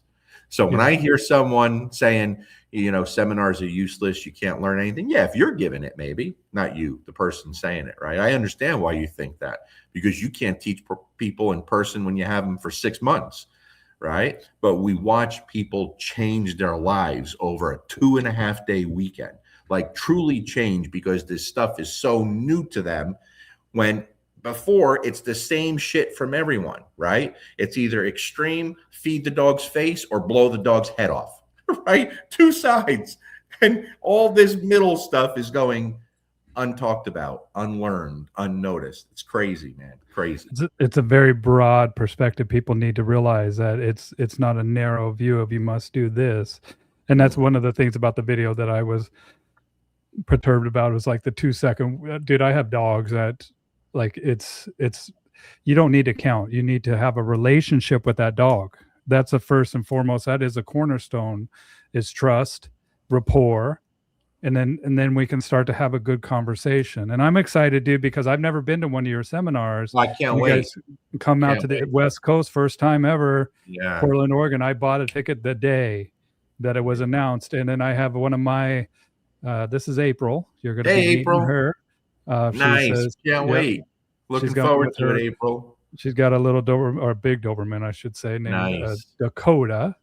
And I think she had a question, if you're still on here, about the late night training sessions or whatever. So if you're still on here, April, make sure to ask your question, because I said that I would definitely shout her out. And just so you guys know, the late night sessions aren't mandatory. You're not going to miss anything. Well, people do miss a lot of because good shit happens at night because people are so loose, and all 3 of us are working at the same time, and everyone's a little toasted too because everyone's drinking and stuff, right? Listen, we did one in Orange County, California a couple years ago, right? There was this big Great Pyrenees that couldn't be around dogs that I was working with. That first night, I went up to my room at 1 a.m. I said, guys, I can't go anymore. I got to sleep, right? We're going to be back at 8. I got to go. The next morning, these young trainers come up to me like, dude, check it out. And they show me a video of that dog running around playing with other dogs. I'm like, oh, my God. And then I look at it. I go, wait a second. When the fuck was this? They're like, dude, that was like 3 a.m. I was like, oh, my God, dude. I can't hang with you guys. That's what kind of shit that we see at these things, man. It's a blast. It really is. It's a good time. Well, rapport is powerful, not just with dogs, but with people too. Sure. And honestly, that's why I've always gone to these conferences. I've never been a member. I'm a member now, first year membership, but that's why I would go, is to go to these seminars and to these teachings. But the most important thing was to shake hands, that psychic energy that's communicated, but also to hang out with people. I've only been to one I spoke at. That's where me and you met in person for the first time. That's right. And I had a blast there, man. Like, I'm a social guy. I had a great time. My daughter's coming with me this year. I'm pretty excited. Dude, bring me a hoodie. I'll see if I have any. What size are you? XL. Okay. I have. Okay. Because I just give those things away, and I just gave away a bunch because I don't do anything. Hey, Steph, do I have any XL hoodies so I could bring one to Bill? Put my name on it, Steph. Don't let him forget. For Bob? I think I might have an. I'll bring you one. Okay. If not, I'll order some before we go. We have a little time for that. Hot pink, please. Now everyone's going to be asking for a hoodie. Listen, we did a seminar in St. Louis. I brought in like 4 or 5 cases of clothes, T-shirts, hats, hoodies. I said, there you go. And people are like, how much are they? I'm like, no, dude, it's my working spots get first pick. Just take what you want. I'm not a good businessman. Just take it. Well, and I have a working spot with you, Larry. And if need be, I will, if there's another dog, because I don't really have whatever. Like I don't even know what dog I'm going to bring. You shouldn't have bought a working spot. You should have just came. And if you wanted to bring a dog, you could. Like, why didn't you hit me up on the side? I'll hit you up on the side in case somebody needs that working spot. Sure. Then I'm willing, if somebody really needs it in Portland, Oregon, to give that up. I mean, I just bought it because it was available, and but I saw it sold out really quick. So, but the other thing I wanted to talk about is a lot of times people, they see the world through the eyes, and this goes into what you were talking about wanting to help your friend. And there's a couple things there, like there's a thing called unsought diagnosis, right? Where we see a problem and we know how to fix it, and we genuinely want to help somebody else based on what we know, but they never asked us, right? And a lot of times that is met with animosity, just like you met with when you try to help your friend. And so I've always made it a point, I don't help unless somebody has asked me to. And especially once they've asked me to, and then they put money behind that, oh, we're off to the races, dude. You know, then I will figure this shit out. We're gonna help this person, and not only that, but I owe them the truth. Sure. But what I've found too is that a lot of people have a lens, and I call it an offense lens, where they walk around world looking for things to be offended by. Oh, today especially. And I see it in the dog training. I see it all over the world, or all over the place, but especially in the dog training realm. They look at something and they want to be offended by it, instead of flipping that lens and looking for like an appreciative lens. Sure. Or something that you admire, an admiration lens. And so that's another thing that I wrote down here, was just people walking around looking for things to be offended by. And sometimes I have to talk to people and be like, man, okay, I get it. What do you like about this? What do you know? And so that's, I think, a big problem. Well, here's the thing. All right, let's look at the Denise Fenzi thing. Okay, here we go. No, seriously, because I see people talking about it. It's been going like, I don't have any personal issues with her. I've never had. I've never met him. I was looking forward. I told Ivan I was looking forward to watching her, dude. But here's the thing, okay? And again, I'm just going to give my honest opinion. I've given this to several people already that have asked. I don't have a problem with you bringing anyone in to speak at the conference. They've always brought in people from that side of the aisle, right? Yeah, I don't care. It's a professional. It's not a balance. I don't know if it was so intelligent to make her a keynote speaker. And here's why. Not because of her training, whatever, right? I don't know how much success she has with what she does. I don't know, because I don't follow that world too much. But some of the things that she has said are extremely damaging to the balanced side of dog training. Yes. Right? The things she has said about e-collars, and their lies. So there's either one of two things here. Again, and I have no personal beef with this woman, right? Me neither. There's either one or two ways. Either you don't know what you're talking about at all, which means people put a lot of trust in you and you don't have the knowledge that people think you have, or you're lying. Which one is it? Because the things you've said about e-collars, something to the fact, and again, this was something Dylan exposed, but he's always the bad guy, right? Like, why isn't anyone else ever held accountable? Why are everyone allowed to get away with this stuff? Why aren't we having these conversations? You know? Right. Like, before someone said you're going to be the keynote speaker, shouldn't you look at that shit? Like, that's Zach George kind of shit you're saying. I don't know her. Like, I've had little interactions online in a positive way, nothing bad, right? But you have to be fucking honest about everything with this dog stuff. Either you literally don't know what you're talking about, which means people are giving you all this clout for a false reason, or you're lying. Which one is it? Because it's one of the two. Either one I have a problem with, right? Yes. I don't tell someone what they're doing wrong in agility. I have no talent in that. I don't know it. So I stay in my lane. You want agility help? Go to somebody else. You have a dog that doesn't stop barking when it's doing agility? I could fix that for you. I could fix that for you, right? You have a dog that's leaking in the obedience, I could fix that for you. You have a dog that's barking in the crate when it's waiting to come, I could fix that for you, but I can't make you an agility champion. I'm very honest about where the holes are in my game. You understand? But no one wants to hold these people accountable. Ian Dunbar, when he came to the one where I met you at, people treated him like a rock star, like a celebrity. I'm going, am I on a different planet? Like, why does no one get held accountable in the dog world? And we wonder why dogs suffer so much. I'm going to choose the well-being of the dog over the guy with the big social media platform every fucking time. I don't care who I lose for that. I don't care, because you're not important to me anymore if you put yourself in that position. I just don't care, right? So I've had people in the force-free, a couple years ago, I get done doing a seminar in Arkansas. I'm going to dinner with my buddy Rob, the host, and my phone's blowing up. Someone took a TikTok video. As a matter of fact, it's a video I posted, and it was only a before and an after video, and I don't do those. I show the work. But it was something I took from Ivan, and I'm always going to be respectful not to show that stuff publicly, especially for free. Do you understand what I'm saying? If you work with me, then I'm obligated to teach you everything I know. But I'm going to be respectful to him. You know why? Because I gave him my word, and I won't back down on that. Someone took a video. We took a dog at that seminar that could not be around dogs or people, okay? Could not be around.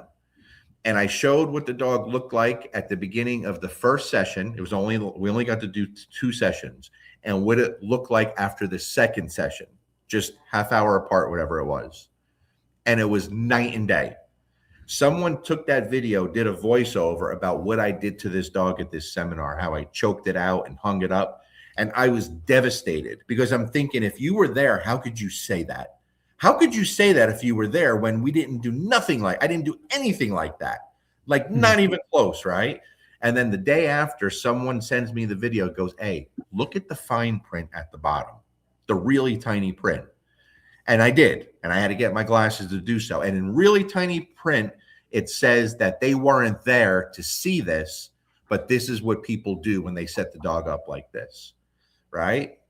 But if I went after her the way Dylan goes after Denise or some of these other wackos that cause him hell, then I'm the savage. I'm the bad guy. But they let that piece of shit individual just get away scot-free with what they did to me. And it really fucked me up in the head. I was devastated that someone would believe that I did to a dog what she was claiming I did. But if you read the fine print, she wasn't there. She don't know what really happened, right? That's the force-free side of things that the IACP is making fucking keynote speakers. That's why so many people are bailing from that organization right now. These videos in the past couple of days, I don't want to see them lose people, right? I think they do a good job, and they try to do it. That's our NRA. That's our They NRA. have to get bigger and stronger, not lose people. But these videos that the training directors put out has made hundreds of people say, I'm gone. I'm not renewing. Like, this is ridiculous. That's not good. I stepped in to kind of let people know, hey, not good. You got to do better here, right? You're getting people really upset by the work you're showing and the things you're saying because it's so inaccurate. So that's my 2 cents on that. Well, it'd be like if we take the NRA analogy, it'd be like having somebody that is for gun confiscation, right? Or somebody that is for banning of certain models of firearms, right? To be a speaker there, right? Yeah, and again, I didn't have a problem with her being a speaker, but I think there's reflective influence that's gained from there's a people keynote that deserve to be a keynote speaker on this side of the aisle. What Jay would be a perfect keynote speaker. Perfect. Ivan's been up there, and Ivan's one. When I talked to him, we just did a recent podcast for like 4.5 hours, man. And I said to him, I'm looking forward to seeing Denise, and he's like, why?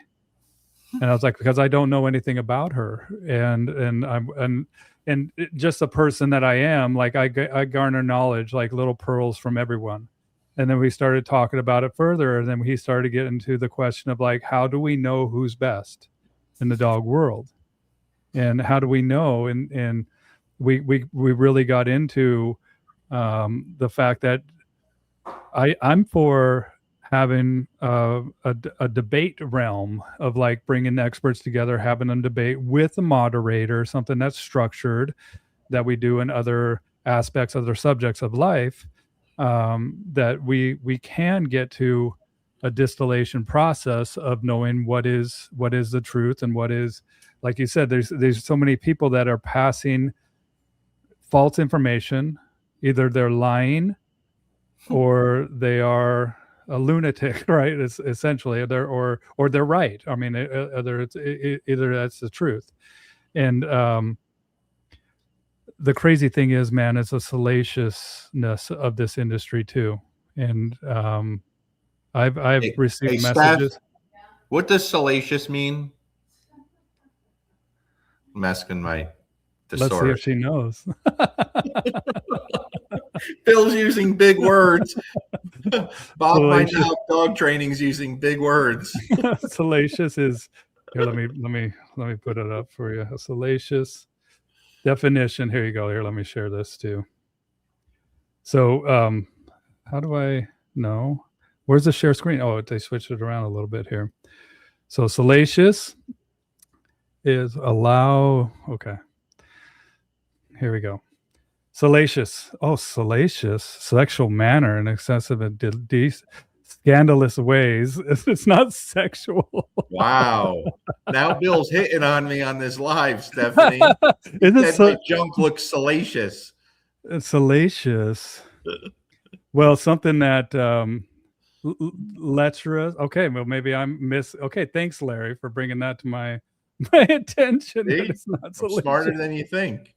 Listen, what would be a better word? Like, not obnoxious, but if the guy's in the comments based, I don't know what we said. Listen, based why is there such an argument, right? You're either 100% this shouldn't have happened to Denise, or 100% she should fucking die in the cars with her. That's how people are taking this, right? Like, you talk about conflict and divisiveness. This hasn't been good. Like, people have to answer for this stuff. Yeah. Dylan, I know he's getting all the hate and he's the devil, right? But he's the only one exposing a lot of this stuff. And some people don't like the route he takes. I get it, right? Yeah. I get it. But if he doesn't, who was? This is what maybe Dylan don't know either. 15 years ago, 20 years ago, that was me when I saw two people destroying the balance side by destroying dogs and then teaching people how to destroy dogs. I lost a lot of friends too and got a lot of hate. You know why? People said I was jealous of their success. I wanted the attention. Really?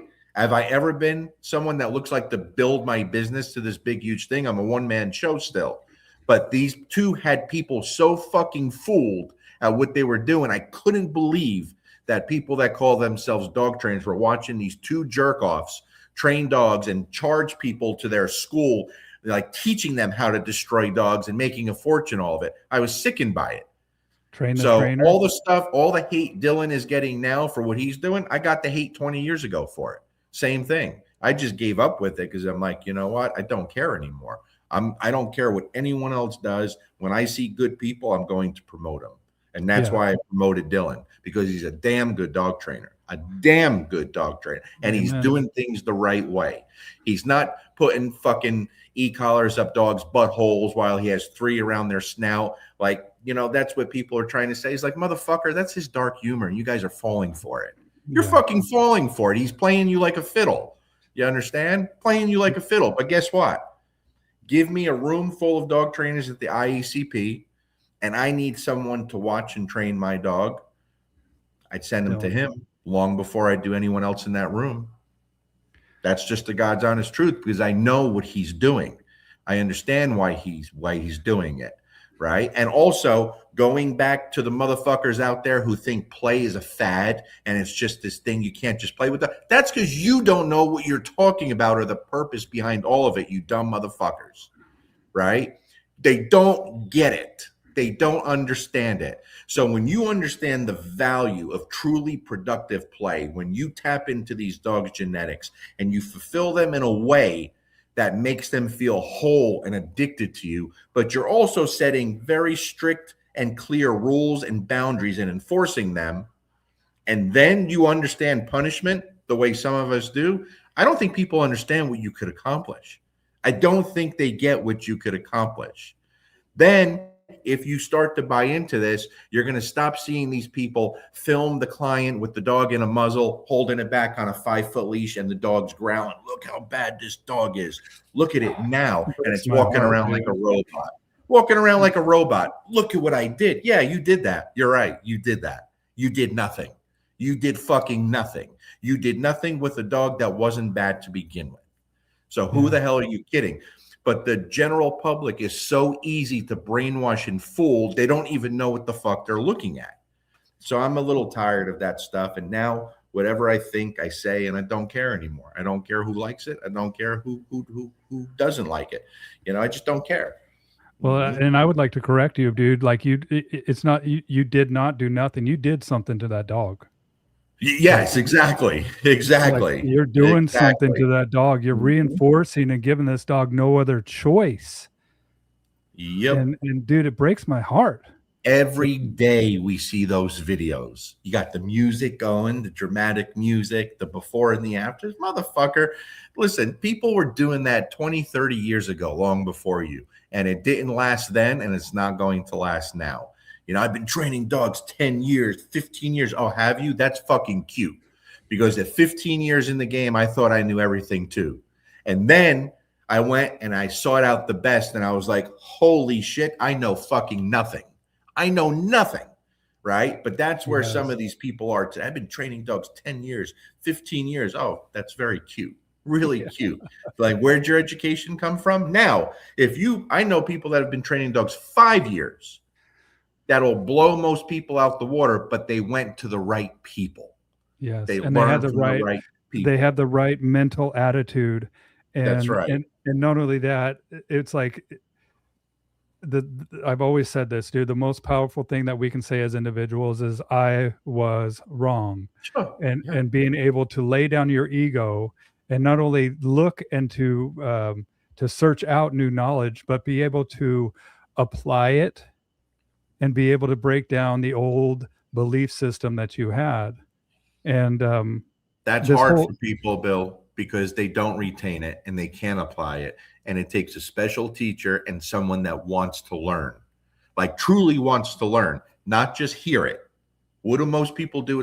I talked to Bart about this for years. Yes. When I first went to that first Bart Ballone seminar 15 years ago, 16 years ago, whenever it was, I was hooked. I was floored on that world. I only kept going back to him, nobody else. Yeah, same. And at one point he said, why do you keep coming back? You know this stuff. I said, no, Bart, I take something every time. You don't understand. Yes. I said, let me ask you something. There's several big name trainers that come as much as I do, but I haven't seen them change the way they train at all. And he said something I'll never forget. He said, first of all, you just got it. You wanted it. And they come for entertainment. And he was right. A lot of people go to these seminars to be entertained. Oh my God, it was amazing. Look at that. Then look at them a month later. They're doing the same thing they did before they went in to learn something new. And then they go from seminar to seminar, all these great people, and master nothing.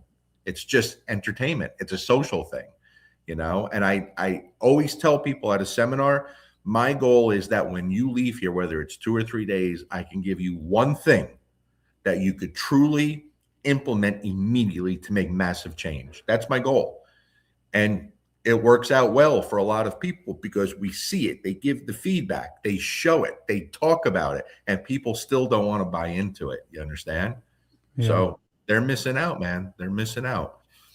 And I've always said, people, like, we do have this wall of beliefs that we've kind of put up based on the knowledge that we have, the experiences that we have.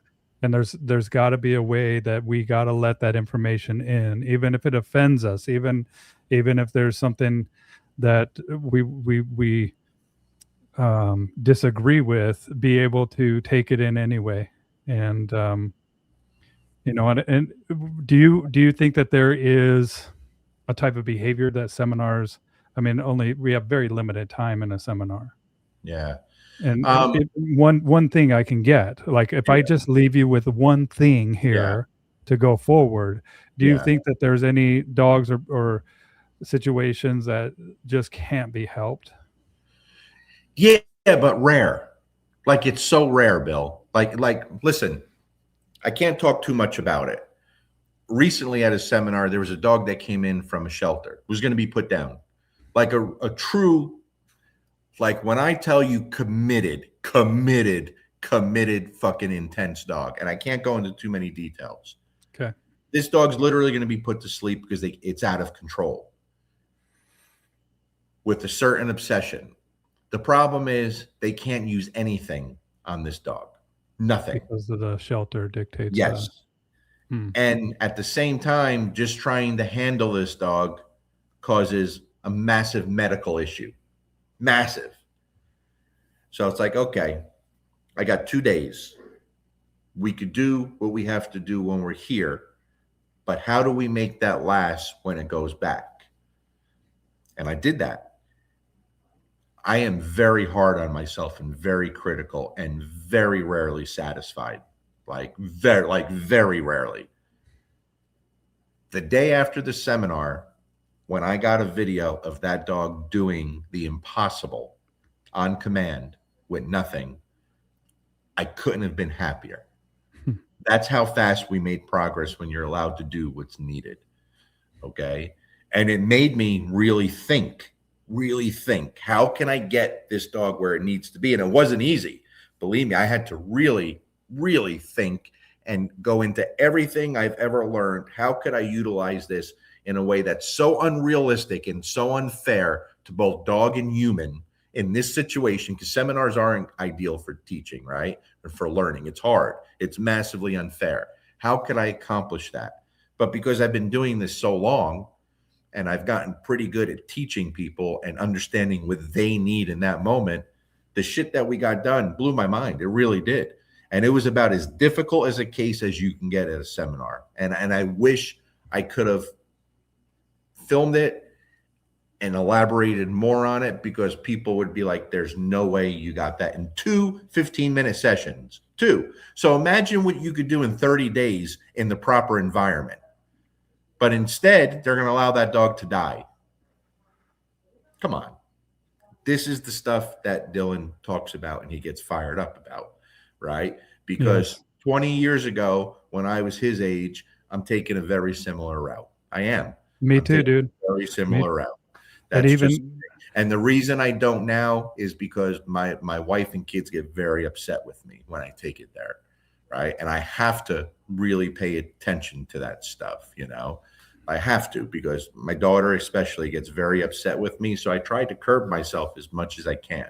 But sometimes I can't help it. I say, fuck it, I'm letting it fly. I just can't help it. Like, this shit irks me. I've been doing this too long to still be upset 30 years later. It's crazy. And it's getting worse. Like, how is it getting worse?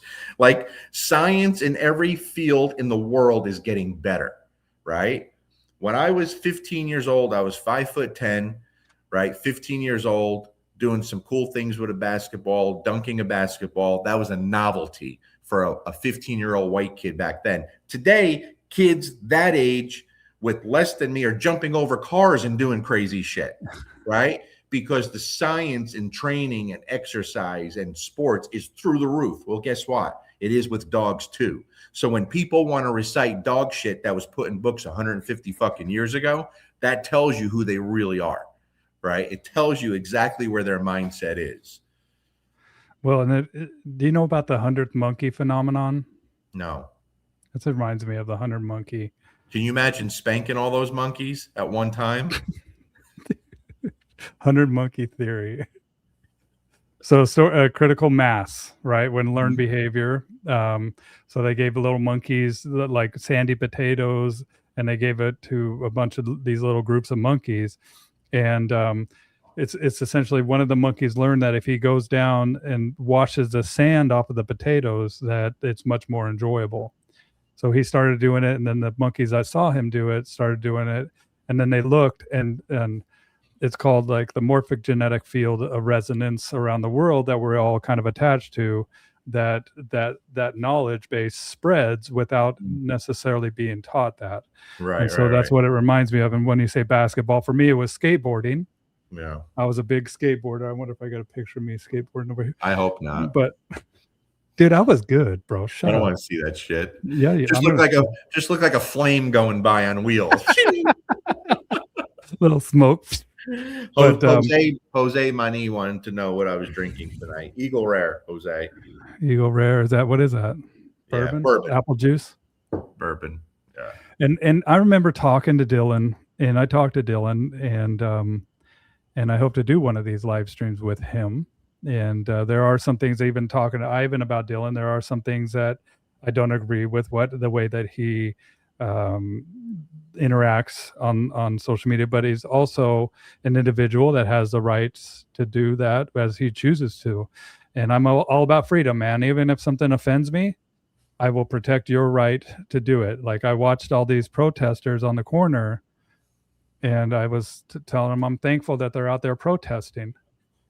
I like to run those motherfuckers over. I know, but you got to let me finish. Even though I think you're idiots, I still like the fact that you're out here protesting because we belong to a free country. When I drive past protesters over here in town, I stop, I honk, and I start harassing and laughing. I just laugh at them. Fucking idiots. Fucking idiots. You don't even know what you're protesting. Fucking idiots. But that's the beauty about being individuals and respecting everybody's right. But what I see in Dylan is I see a passion and a love for dogs. Sure, 100%. That he sees being euthanized. That he sees this barrier of beliefs that humans are getting in the way of dogs truly obtaining a successful, fulfilling. Well, he spends time in the shelters. That's right. That's right. He's gotten a real view of the worst because that creates, again, 25 years ago, I did that and I quit doing it. I couldn't do it. I can't heartbreaking for me. And you're dealing with people that are, and listen, not all, I get it. There's good people out there in those systems, right? But a lot of times these shelters are run by absolute devils who have no interest of the animal. That's where he's at now, and he's seeing that. That builds a lot. One of the lunatic individuals that he deals with all the time, she took a video of me from like 10 years ago talking about punishment, which, by the way, I don't use bonkers, never have, right?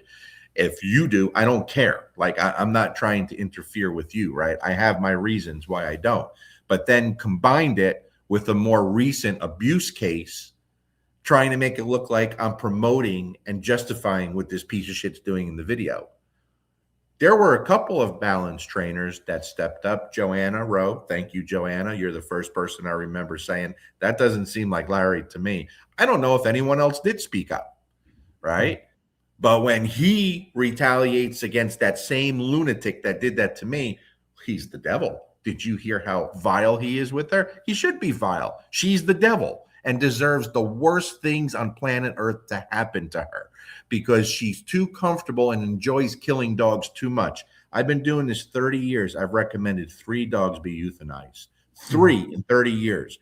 And they were truly, truly dangerous dogs to the immediate humans in the home, not to the outside public, right? To the immediate family, like truly dangerous. 3 in 30 years. When you have someone that could so casually recommend a dog be euthanized, there's something off with you. There's something off with you. So fuck her too. I understand where he's coming from, but no one wants to get behind that, right? You're the bad guy if you go after that individual. But all of you sat by and watched her go through some real nasty shit towards me, towards him, to other people, and it's okay. But when you retaliate in a bigger way, ooh, you're the devil. And listen, I've been very vocal. There are certain things I can't get behind, right? Because it hurts people around me.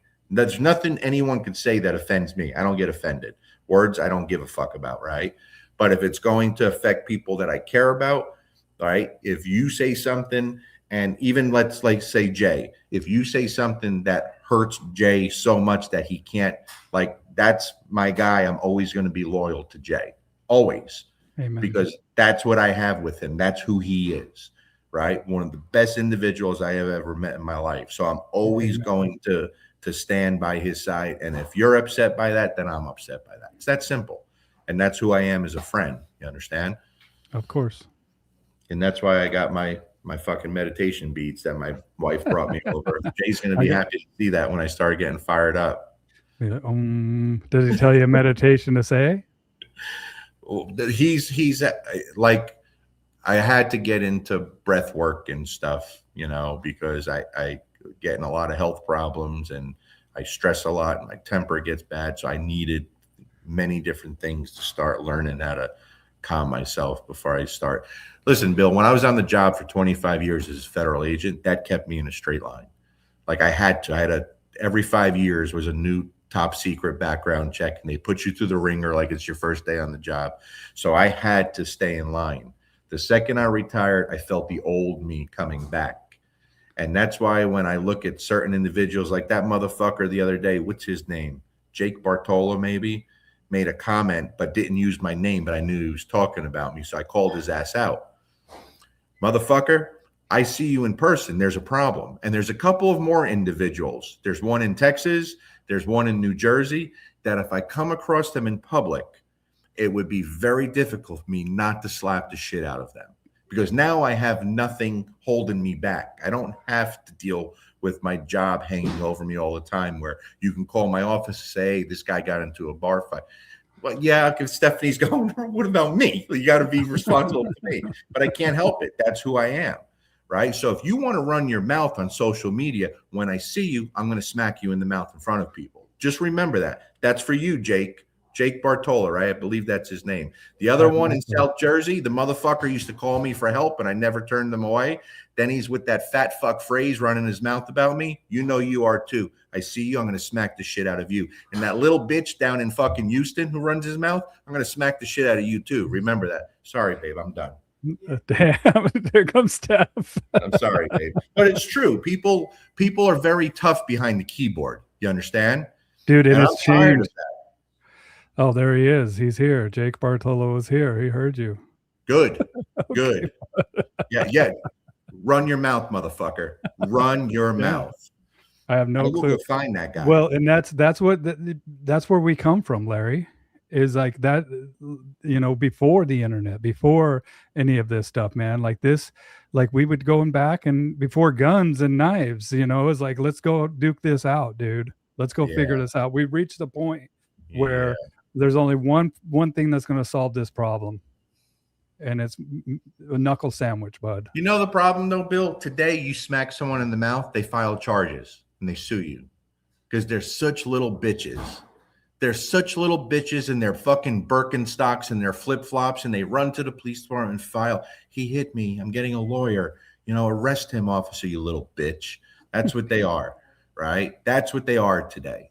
That's exactly what you're dealing with. That's why they're comfortable running their mouth, you know? And they're the little bitches. That's what they need to realize. They're soft. Yes, they are. They don't have any semblance. And that's what I was talking about with Jay about being a dangerous man.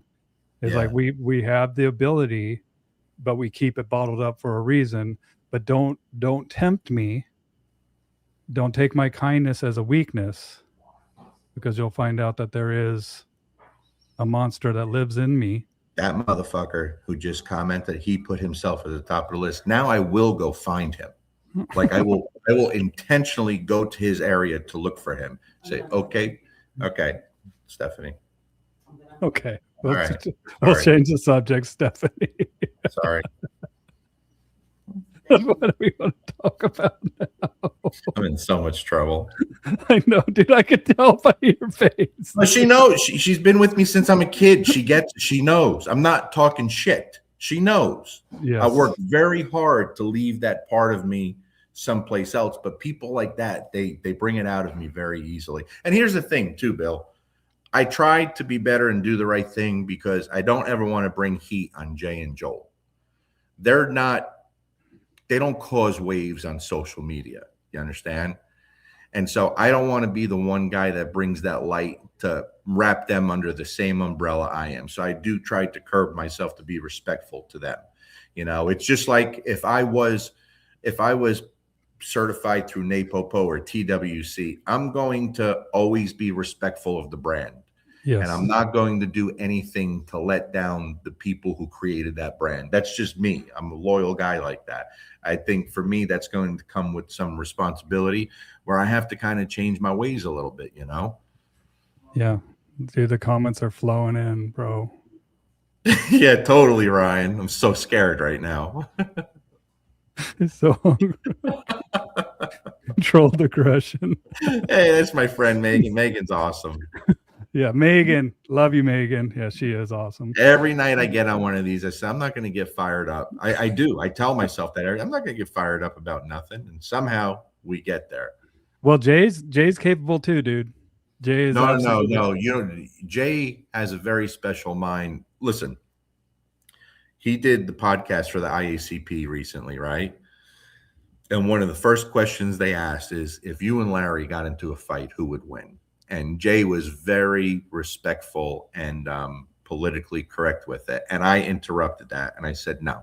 I said, listen, I like to fight and I could fight. I could box. I have a boxing background. I could fight. He'd kill me. He's different level. You understand?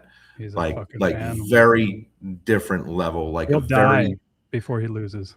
Well, he's a very lethal person. I don't think people understand at his level of jiu-jitsu where he's at, and combined with his mindset, right? Like he has that mind. Like I know guys that have decent belts in jiu-jitsu that I would wipe them off the things. They have no heart. They're good at what they do. If I got on the ground with them, they twist me, but they have no heart. They don't have that killer instinct, right? You have Michael Jordan, or you could be a LeBron James, where you have no heart. You're just a little bitch, right? Has a great career, don't get me wrong. Jay has all of that wrapped up into one. He's a very, very unique individual, and I have a great deal of respect for him. I really do, you know. But he's a legit dude. Well, and he's also come from a background. I remember listening to him talking on Chad when they did their dog training podcast, and they talked about how he watched his dad grab a guy by the beard and beat the shit out of him holding his beard. And I'm just like, I'm grabbing my beard. I'm like, oh yeah. And I stay always out of arm's reach of Jay. Yeah, let me tell you, our dinners, because we usually have dinner by ourselves because there's so many people and we just need a little break because of the nighttime thing. I used to think that I truly had the most unique upbringing background out of anyone you've ever seen. And I do. Once I met Jay and we started swapping stories, I was floored, bro. Like floored. Like different level, man. Like if you didn't know him, you wouldn't be able to believe some of the shit, you know. Yeah. But I get it. I know him. I understand him. The person that he's turned out today. Yeah, that's what I don't understand. Amazing. Yeah, that's what I don't know, how he got to where he is. Like that's remarkable to me because he shouldn't be. He has every excuse not to be. You know what I mean? He really does. Have you ever used your car as a crate? I mean, I'm not talking about going to events. I'm not talking about, because I can see like being right next to my car. Like if your dog, first off, have you ever had a dog that you can't shut up in a crate?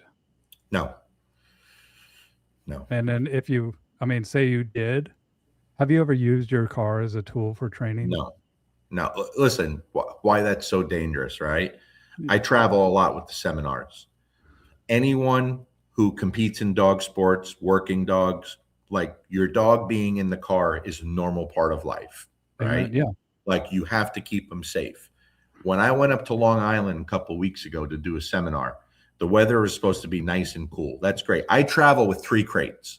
One, the Rufflin that Frankie rides in the truck. I put one in the hotel, and I take an extra one because if it's too warm outside, I'm going to bring him in the facility. Plain and simple, right?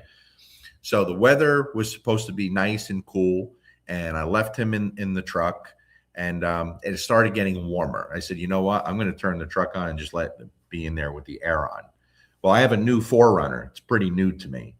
Thank God I'm neurotic and check frequently, even though I know the air's on, because what I didn't know about that car is it turns off after a certain amount of time on its own, and it got hot out, you know? So it would be so easy for that to turn into a disaster, but I never, ever leave my dog without constantly checking. I give breaks. I say, guys, I got to check on the puppy because he's young. You know what I mean? I got to check on the dog like real quick. You know what I mean? And when I went out there and saw that the car was turned off, I was like, holy fuck. And then I was able to go online and figure out how to stop it from turning off, you know, because I'll run the air all day if I have to, but I will check like every 30 minutes, like literally every 30 minutes. You have to, you know, you just not even to. that, dude, every 15 minutes. I mean, yeah, well, if it's hot out, totally different thing. Then I'm just bringing them in. I'm not even keeping them out there. Yeah. You know? Yeah. Same with me. And I've seen a lot of, as of lately, a lot of people saying that they use their car as a training tool. And I've seen people with monitoring, they have this waggle thing that that sends texts and things to you. And I thought about how many dog events I've gone to with multiple dogs. Yeah. And either those windows are all the way down, I'm under shade. I'll even bring a pop-up tent. But if there's ever like even over 90 degrees or whatever it is, I'm looking for a place inside the facility. Sure. I can never, ever think about the time that a dog that I had that was unruly, that I decided to put him in the car because I don't want my car getting torn up. Or, I mean, even if there's a crate in the car, it was perplexing to me that so many people have this attitude of using their car as a training I don't device. understand that at all. Yeah, that doesn't make any sense to me. Yeah. You know? And when you say if I ever have a dog that I couldn't stop barking, Frankie was the problem with the barking, right? Like it was bad, but when I'm gone, that's a problem. And I knew I had to get a bark collar on him eventually. I don't like using a bark collar until I get him through the e-collar training. I want him to be kind of, so I pushed it a little sooner than possible. 6 months, I started him. 2-3 days, I had him completely done. Then I was able to switch to the bark collar. Now, with that being said, another piece of shit out there, I forget his name, someone must have said something positive about me. And he goes, oh, yeah, isn't he the guy who like fries his dog with an e-collar for going in the crate? Like, that's what they turned this shit into. Yeah. Where did I ever say I use an e-collar to deal with his dirty dog issue, right? But people run with that shit. These are these force-free people that are fucking evil. But when Dylan goes after them, he's the bad guy. Where was the people jumping on him when he said that for me? Nobody. Where's all the big names at the IACP getting their fucking awards and speaking? No one. They just don't. Let's say, come on, Michael Shikashio, you're amazing. Yeah, maybe he's a very nice guy. I'm yet to see him train a fucking dog. Where's the dogs? Why do you allow people to get away with this shit? You know, and I just threw out that name because it popped in my head because of what hypocrites we have on the balance side of dog training. I want hoisted up that are they praise these people and put them on a pedestal that rip us down. I don't get it. I can't figure that out. Dylan's calling those people out and they don't like it. I get where he's coming from, right? I'm going to be honest. I'm not just jumping on your side because Dylan says bad things, right? He knows, I think, some of the things I wish he wouldn't say. But most, I'm behind. I get it. I get where it comes from. You know what I mean? I do. I totally get it. And I get it because I've received, and it's a bunch of assumptions. People don't know me at all. Yeah. And when I find out that when I finally do talk to somebody on the other side of the aisle here, that the one thing that we have in common is that we love dogs. And one thing that they find out about me is the last thing I'd ever want to do is hurt a dog. There's different sides on that side, right? You have the people that have their ideology because they truly do care about the animals and they think they're doing the right thing. They don't know any different. I know it because I've experienced it. Yeah, I used to be then you have the evil people that only care about their ideology. They know they're full of shit. They know they can't help dogs. They'll medicate them, they'll put them down, but they don't want you getting a hold of someone who knows what they're doing because then their lie will be exposed. So they're very different on that side, just like there's very different on the so-called balance side. You understand? Yes, of course. Like when someone used to lump me in the same category as someone that I despise, I would like send them a message. Don't, please, if you like him, don't like me. It's impossible to like both of us because he's a piece of shit and destroying dogs. How could you like us both? but it's because the average person, and again, I think this is where most dog trainers fail. I think most dog trainers like to market to each other and show up for each other, when the numbers that should be more important to us are the general dog owning public. That's what the force-free people do. They have the numbers because of that. So everything that I've put out for the most part since 20 years ago, being on social media, especially with the e-collar stuff, how do we get the mentality towards that tool changed to the general public? It has to be more than just what's more effective, forward conditioning or backward conditioning. There's a reason for everything, right? It's not just about the science. How do we convince the general public that this is a better route to take? How? There has to be more than dog trainer lingo. You understand? Yes. Now, I can honestly say, I think I've done a halfway decent job at convincing a lot of people that were 100% against that tool that, holy shit, maybe it's not that bad. That was my goal, period. The general public. You as a dog trainer, utilize it how you want. I know how I utilize it, but I know how I've gotten thousands of people to make the switch and think, oh, that tool is not the devil. So everything, I just wish more dog trainers, everyone, no matter what your status is in this industry, would look at the bigger picture. How do you convince the numbers of the general public that this is the way to go, not the Zach George way? And I don't see a lot of dog trainers putting emphasis on that. They try to impress each other. That's a problem, you know? Yeah. Well, and it's an appeal to emotion, and the emotion, that's why corporations spend 10 times the amount that they do in marketing to appeal to your emotion, because you're 10 times more likely to act when you base something off emotion than you are on pure intellect, right? And so that's the one advantage that the other side of the aisle has, is that they appeal to emotion, and they say you should never ever correct a dog. You should never, and you know what? It doesn't feel good, right? When we do stuff, when we provide boundaries for dogs, for kids, for our spouse or anything, it doesn't necessarily feel good, but it's necessary. I remember my father always telling me that that doing what's right. Joel just messaged me. That's why I was looking at this message. Doing what's right doesn't always feel good. And that's what we need to focus on, is like, look, this is, but doing what's right by these dogs, and what I hear you saying when we talk about punishment, it's actually liberating, you guys. Oh, you have no idea.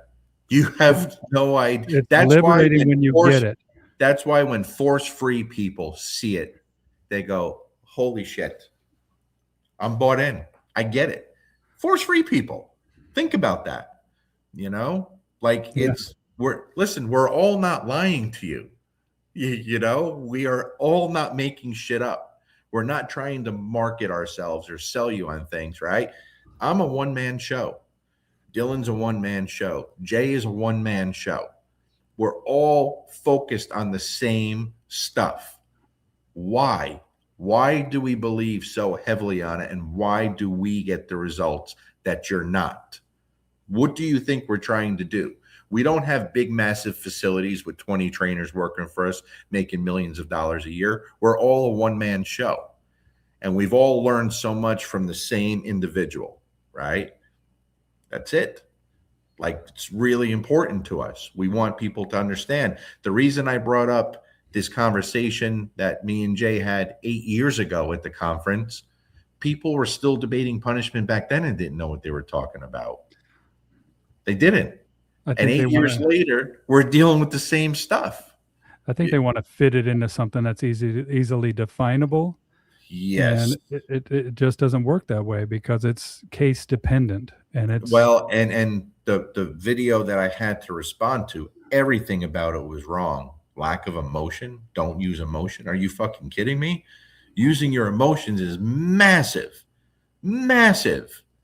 Like, there has to be an emotional connection there, because you're trying to change how the dog feels emotionally about everything around it, especially the things that he has issues with. If we can't change emotions, you're not getting anywhere. You're just flattening the dog, and that bullshit's going to come out somewhere else, right? If you eliminate, let's say you eliminate a dog from going after dogs, but the dog looks like a shell of what it used to be. There's trainers out there that are very happy with that. I could never be happy with that. If that dog can't run around and have a good time and play around other dogs, you didn't do your job. You didn't do your job. But people can't admit that. Oh, look at him. He couldn't be around a dog 2 weeks ago. And now he's plastered in a down, lifeless. And they're fucking proud of that. Won't even look at him. Yes. Yeah, he's not going to look at the dog because it hurts when I look at the dog. Mm. Of course he's not going after that. And you think you did something?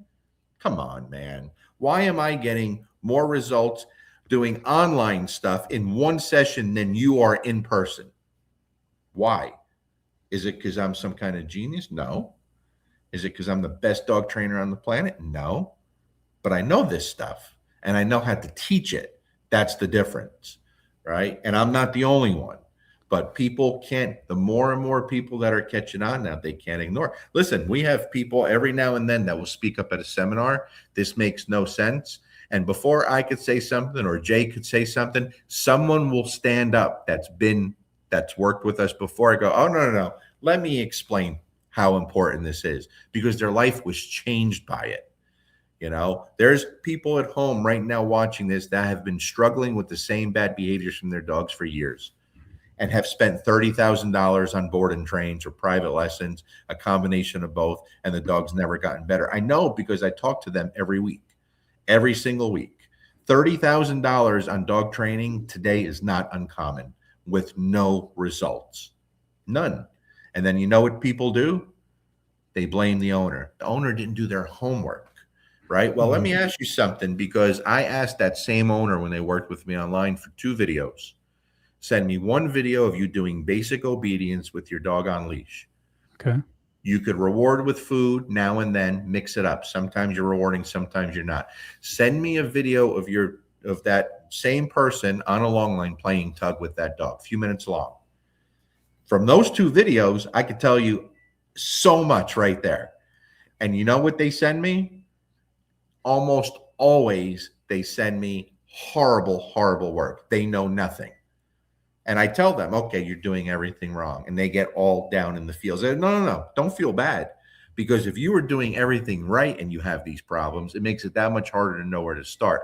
This here, you're going to see improvement in your dog immediately because you know nothing. I'm going to focus on you, not the dog.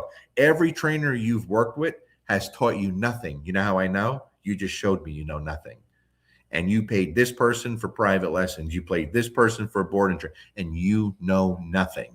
They failed you. Trainers don't want to hear that. I see it over and over and over. And I have lost many friends because I'm not quiet about this. I'm outspoken about it. I don't give a fuck, man. I really don't. I'm going to be truthful about it. Well, and I think too that, you know, when you know, there's a certain saying that says that if you try something over and over again, the definition of insanity, right, is doing the same thing over and over again. We got to switch it up. And do you know what it reminds me of when you say somebody, when their lack of emotion, do you know what word comes into my mind? Psychopath. Yeah, exactly. Right. Because they lack emotion, right? Yeah. And when you play, I mean, when you say that they are doing it wrong, is it on the obedience or on the play side? All of it. They're making no sense to their dog. Do everything wrong. Listen, there's times this used to scare me, Bill, when someone would show up to a seminar where they would have a dog. First of all, dogs make the seminar, right? So when you have more unruly dogs with different problems, people get to really see exciting stuff, and they like that. But the truth is, I used to panic when someone would come in with a dog that wanted to do nothing. No food drive, no play drive, just a potato, right? I used to panic because I'd be too worried about all the people that came to see stuff, and this is what we're doing. It don't bother me anymore because now I say, okay, pick up that leash. We're going to work with the leash and the collar. and I'm just going to work on your handling skills. We're going to work through basic stuff, and your reward is going to be freedom, run around with the dog, right? You can't imagine just the other day, Sunday, at a seminar in South Dakota. Nice woman there, like not a dog trainer, owner, problem dog, mixed breed, bit a couple people at the seminar, not his fault. And I stuck up for him very quickly. Like, if you do things that's going to make him uncomfortable, you're going to get bit. And so I said, let me see what your trainer has showed you, right? And she had nothing. The dog's just doing what he wants, no control. I said, give me the leash. I said, I'm going to show you something. Basic stuff. Sit, heel. Sit, heel. Let's go, buddy. Come on, sit. Yeah, freedom, boom. In 5 minutes, that dog flew in and dove into a play bow and went ballistic with me. Ballistic. And now we had a good game going. He never tried to bite me, and I corrected him a couple of times. Hey, buddy, I'm going to give, you know what his reward was?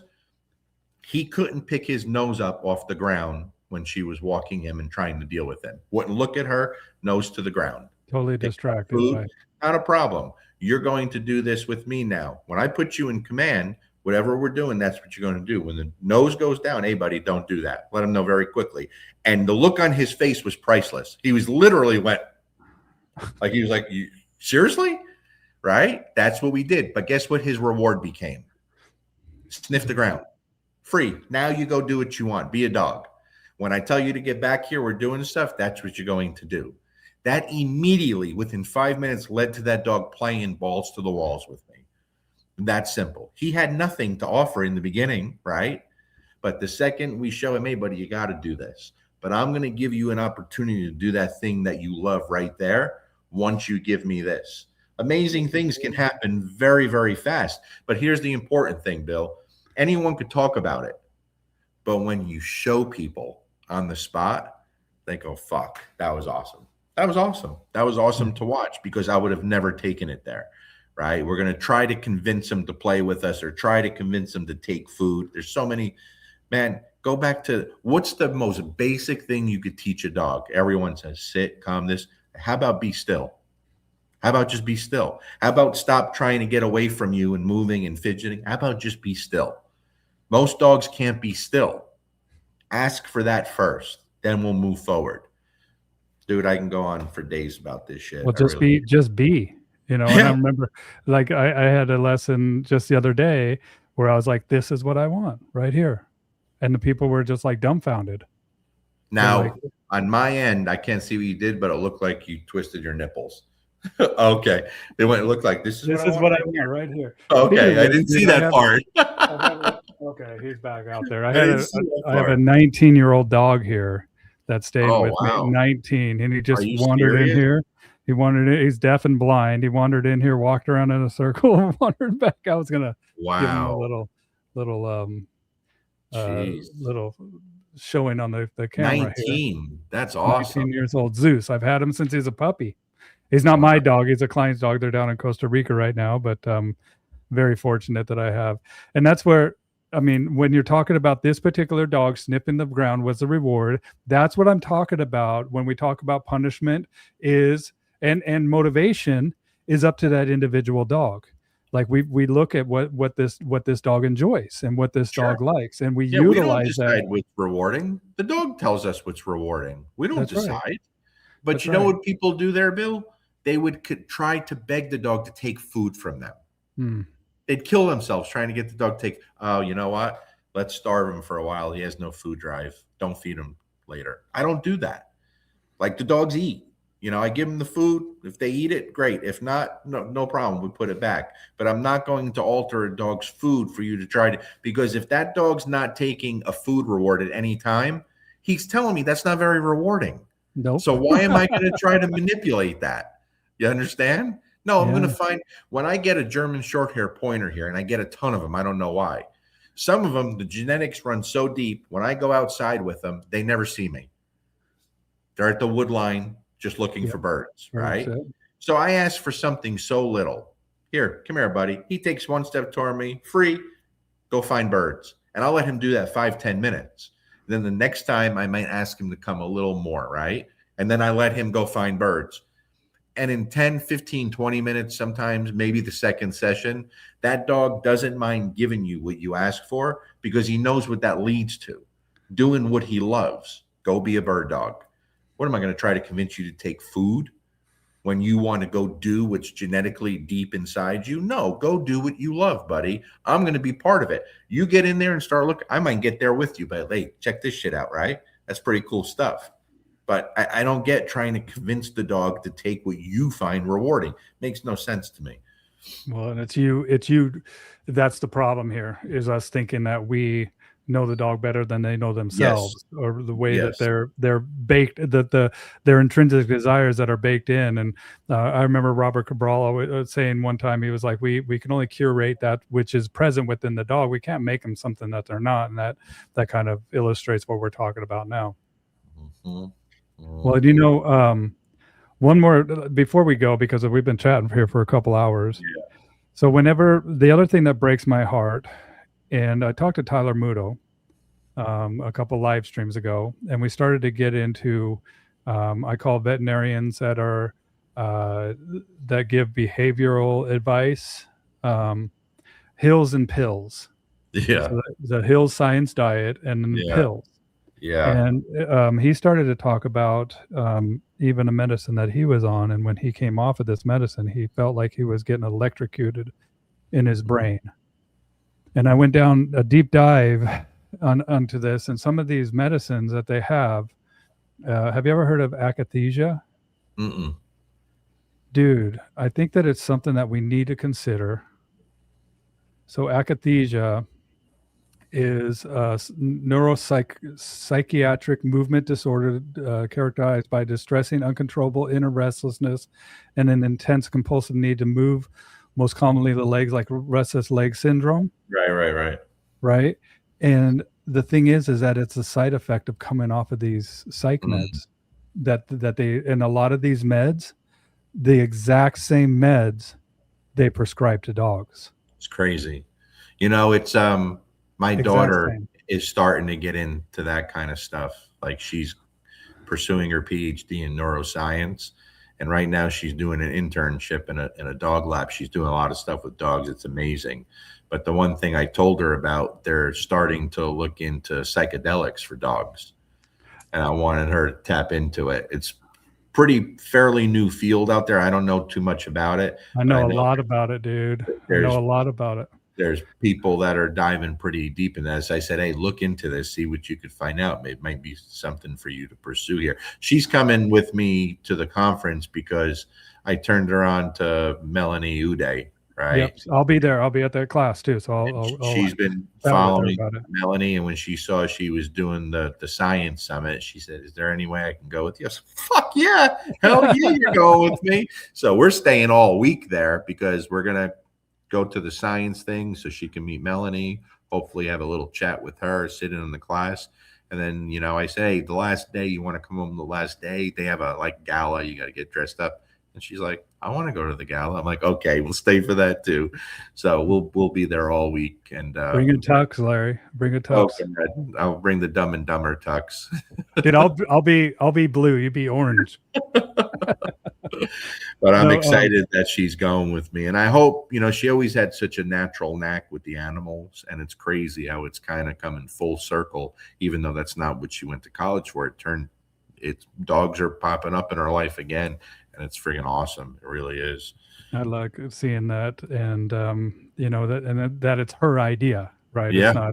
It's not you know, pushing her to take over the business or anything like that. No. And dude, I've seen, and Ivan and I, and even Jay and I have really gone deep down, especially Ivan, with the studies on how it affects brain, affects the way that we see the world. And the biggest change that I've ever seen, bro, was I had a guy that did a few tours in Iraq and Afghanistan. Okay. Yeah. And he was not the same. And he was a severe alcoholic, and he was on death's door. Yes. And he went down to Mexico and he did that ibogaine. Yes. And he came back, dude. He's never touched alcohol again. He's a totally changed guy. Yeah, I've seen it plenty of times too. As a matter of fact, I met someone not too long ago that really struggled from being in the war and stuff, and the mushroom stuff. It was Psilocybin. changes life, Yep. life, like really, like a completely different microdosing with that stuff just changes life. So I'm Let really me know if you ever want to experience it, Larry. I got you, buddy. man. I want to, but I'm scared to also, man. I don't. It will, dude. You feel like this gateway in your heart open up, bro, and it's amazing. Dude, let's trip balls in California together. Oh my god, dude!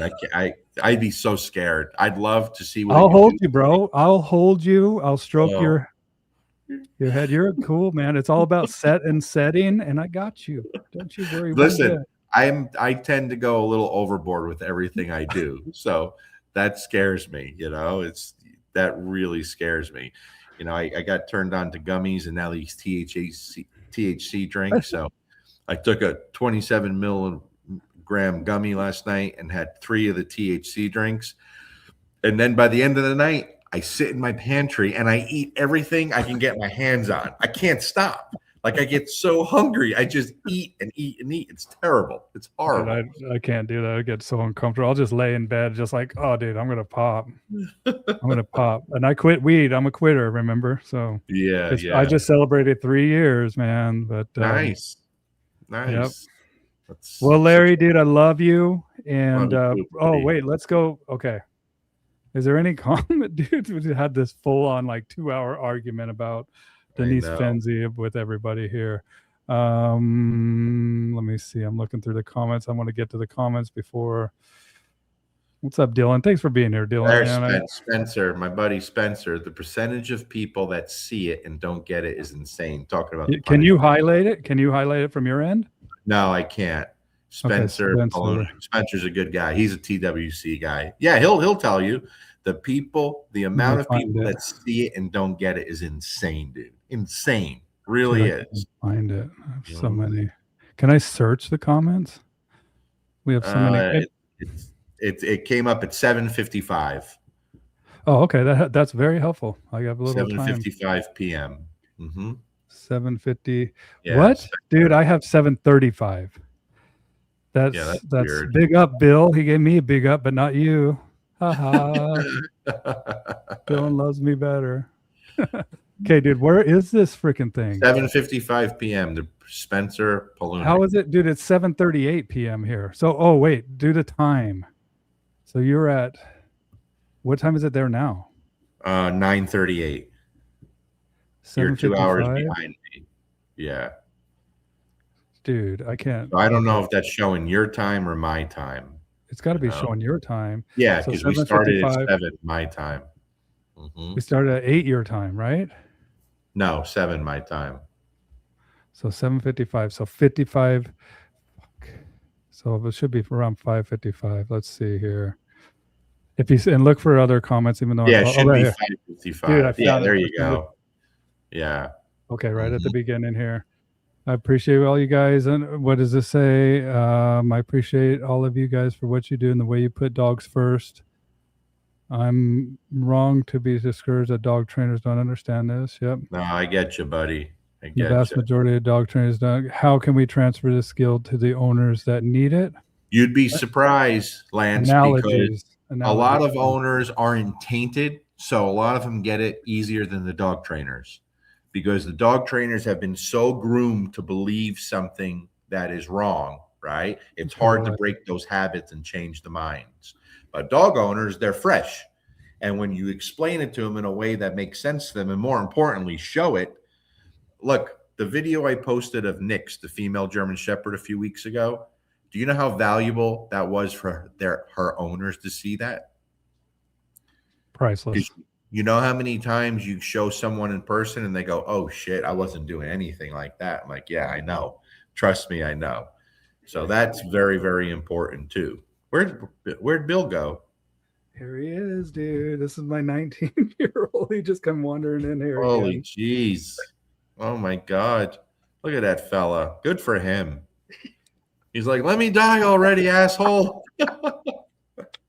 I'm freaking exhausted. He's just wandering around aimlessly. Just came back in. So yeah, they're used to seeing it, and not only that, but like new dog trainers when like I went to Napopo and I was like, dude, I wish I knew this stuff when I was just starting. Right, I wish, there's certain things that we build up this little blocks of beliefs until it becomes a fortress that it's hard to let anything else in under or beyond that.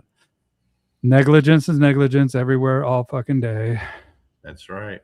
Amen. The punishment must always come after you condition the worker. What? I don't know. Best way Lauren, you speak English, Lauren? The best way I could describe punishment at this point, probably better ways to say it. But the way I understand it, punishment is an inescapable chain of events starting with the marker no. That's a good way. Yep. You got the video I sent you today, right, Kate? Inescapable. That's a good way it is inescapable. Most people turn a punishment event into a negative reinforcement event very quickly, right? Letting the dog believe that it just created, like for example, the simple example I give, dog's popping off, you mark it with a no, give a few quick pops, and the dog stops, right? But it's still staring at the dog to say, hey, follow through. Enough. Couple of pops. Now the dog turns and gives you that nice eye contact that everybody wants. What do you do there? Oh, I mark and reward that. Well, of course you do. And that's why you fucking suck, right? Now you just allowed the dog to believe, oh, it's the eye contact. That's what got me out of this.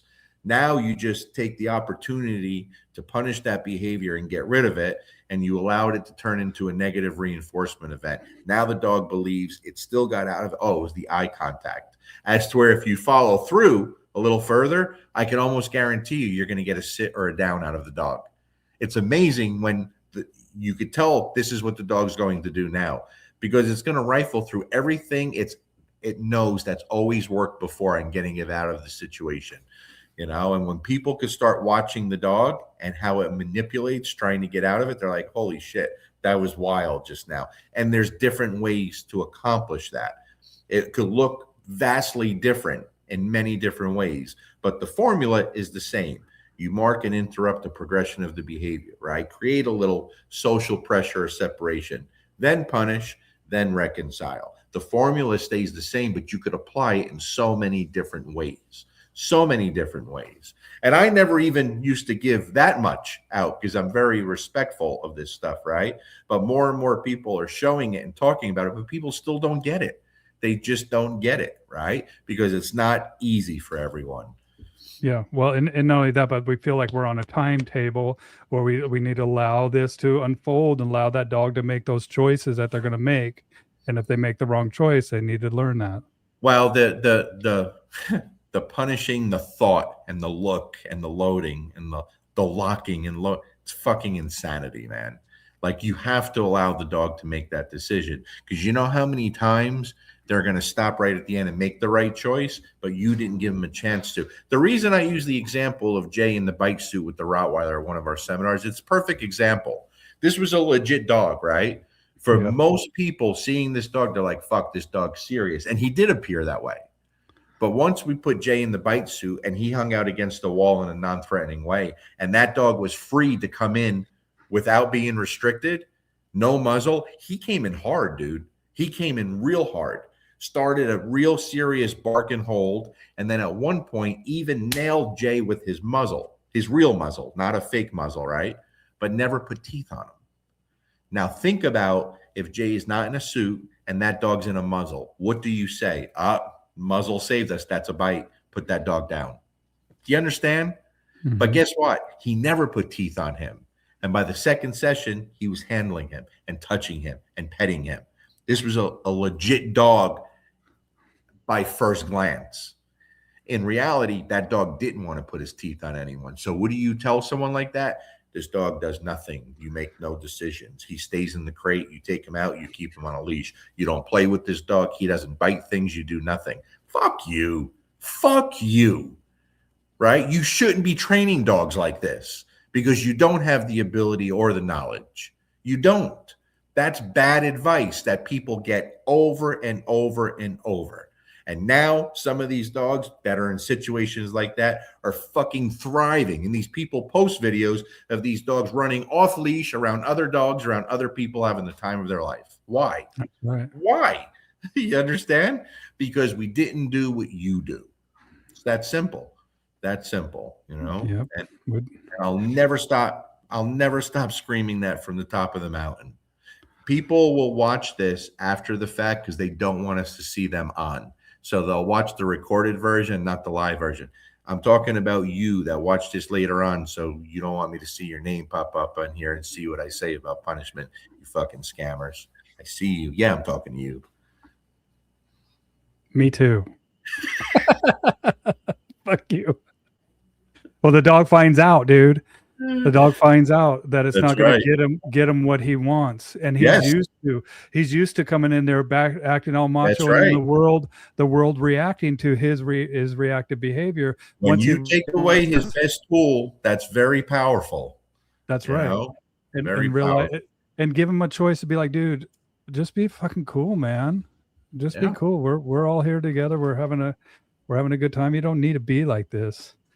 Not supporting Dylan. You froze. There you are. That's it. He just brought to the front of the world of dog training. Yep, that's right, Ryan. And let me see all these about Denise, dog trainers and dog understanders. The world very few dog understanders. Yep. Thanks for putting this up, Bow Wow Bob. Dude, I own bowwowbob.com because of that reason. It's not anymore. It's Bob. No, thanks, Joel. Fucking Joel. Bill by day, Bob by night. Let me see. Remember when you took Lursa from me and punished her? Blew my mind how easy you were on her and how easy it was for you to get her to stop completely. This is why it's liberating, you guys. This is not hard to let the dog do. To let the dog make a choice, to let the dog experience the consequences of their choice, and to let the dog and to reconcile, like Larry says, like, dude, just because I got on you doesn't mean that I don't love you. Now knock that shit off. Let's go. You see, Bill, I had a guy, an online client, that refused to reconcile with his dog. Refused.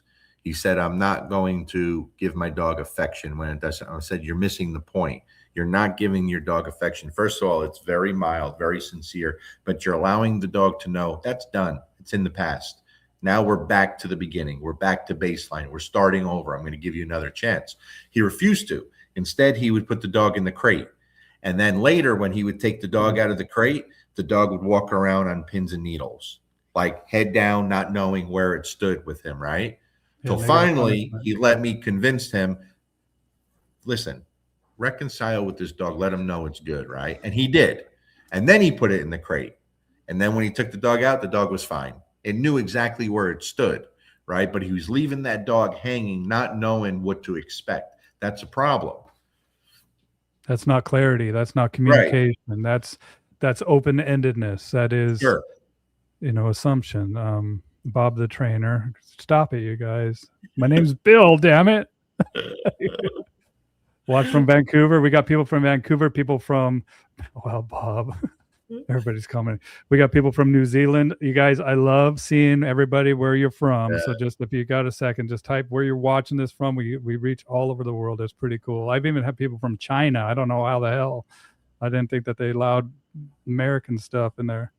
As far as management strategy, can we fix the dog? Yes, we can. That's one of the things that I love about your website, Lair, is I can fix your dog.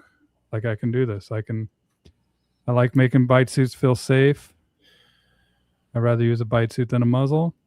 I've had dogs like an old Charka that use both. Do you ever use muzzles, Lair? Rarely. So I used the muzzle recently because the owner had one on a seminar again in New York. This was a dog that I guess is on Jay's Patreon channel, and he's done a phenomenal job with this Malinois, pretty serious dog. And so the girl said, listen, he has seen that picture now. He's doing really well. He's come real far. I want to see what happens when you take him, but I don't want you to wear a bite suit. I want to see how legit he could be like without it. So he used the muzzle, right? And he took a couple of swipes at me, but she was so good in addressing it that when she punished that dog, the people went, oh, I see what you mean now about being sincere. She was very, very good, right? But you know when that dog changed? When I took the leash from her and he wanted to fight me, I didn't fight him back, right? I just told her, okay, go. I separated her completely out of the room, leave. That became the punishment, right? Totally. Once she left and stayed out a few minutes, now he wasn't a tough guy anymore. That's right. He was like, holy shit, what do I do? I said, come here, buddy. And I let him know, hey, we're good. I'm not mad at you. I'm not going to do anything bad to you, right? I was able to touch him. And he was like, oh, shit, I didn't die. And when he didn't give me the bad reaction, I told her, come on back in and take your dog. And he was like, holy shit, thank God. That was fucking horrible, right? That became the punishment. Not nailing him on an e-collar or a prong collar or kicking his ass. Jay's already done the hard work there, right? Now she wanted to show him different pictures because she's very intelligent. By the way, another TWC trainer, doing good stuff, doing the right thing, looking for different pictures, different perspectives to really make a serious dog. How do we get him completely under control? It was awesome. It was great to work with. It really was, but it was good for people to see how you could take different approaches to those situations. Love it.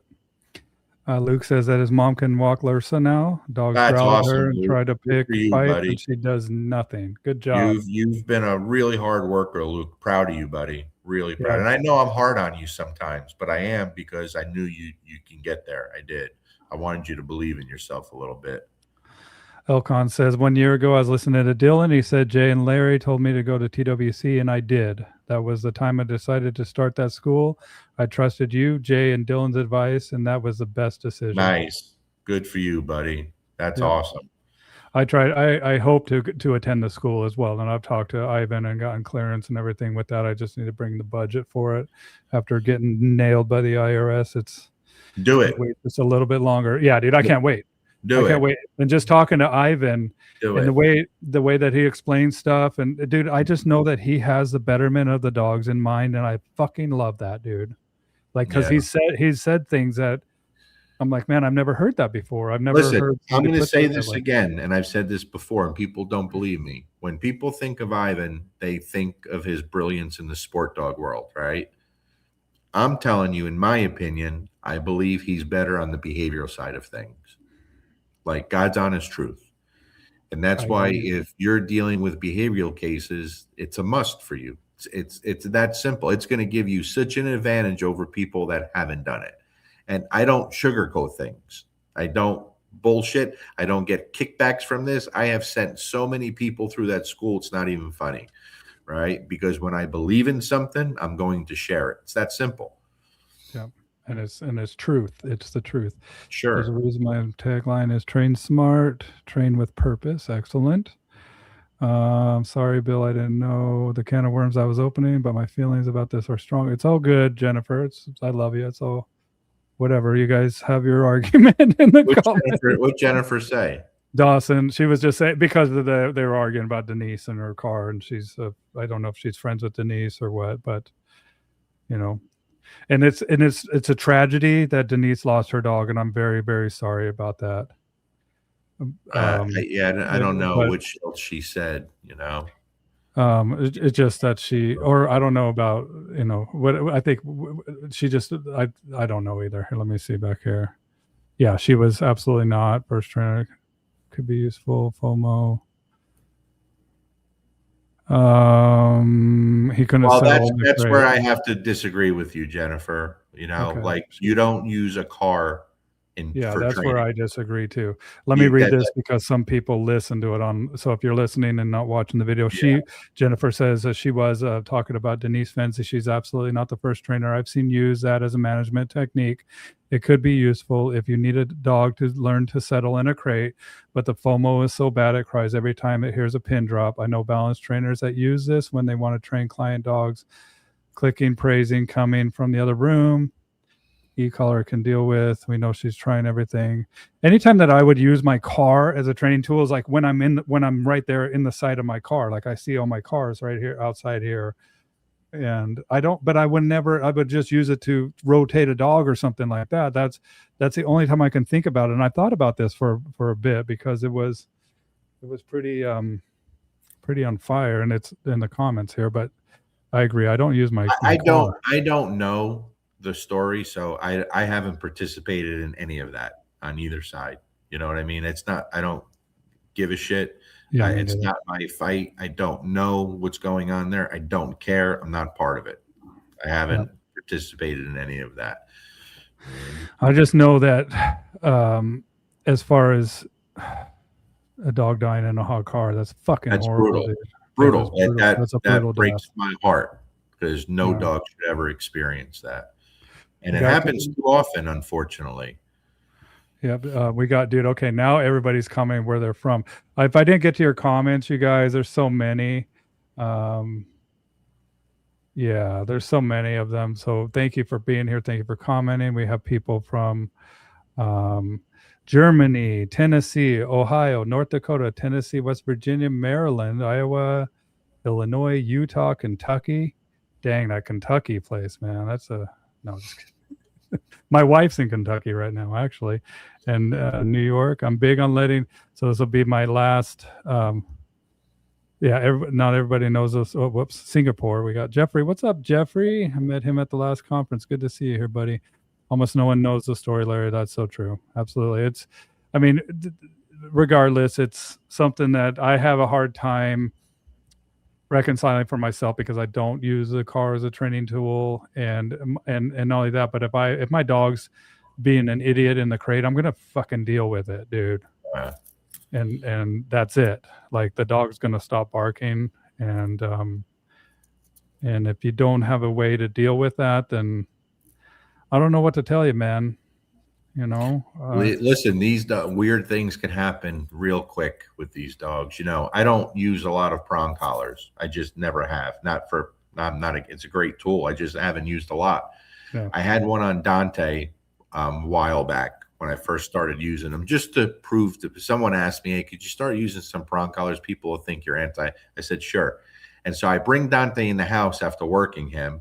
And I know not to put a dog in a crate with a prong collar on, but to be totally open with your crowd here, I was about to shit my pants. I had to get in the house. So I threw Dante in the crate. I used the bathroom. I was 5 minutes.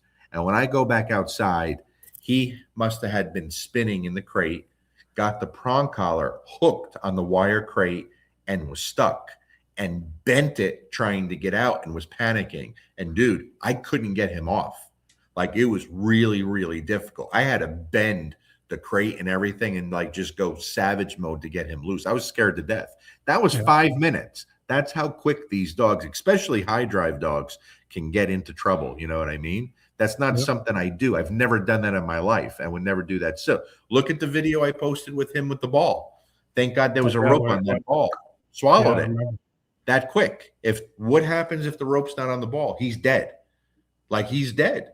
You know, that's how Oprah Winfrey's dog died. For real? Yeah, one of her Goldies had a slick ball, and it got like a racket ball or whatever, got stuck dead. Yeah, it happens. The rope is very important. All my dog. If I don't, then I have a textured ball or a ball that the dog won't fit down that dog. I have little dogs, so I just use regular tennis balls. And the other thing that I have here, Larry. And whenever I walk through, if I ever have an apprentice or somebody I always walk them through my facility and I show them the protocols that we need for emergencies. I show them where the catch pole is. So I have a dog training or a dog catcher catch pole just to fucking in case. I've never had to use it. Yeah. Almost on a cat once that was stuck in a tree. And then the other thing that I have is bolt cutters that are up hanging on the wall.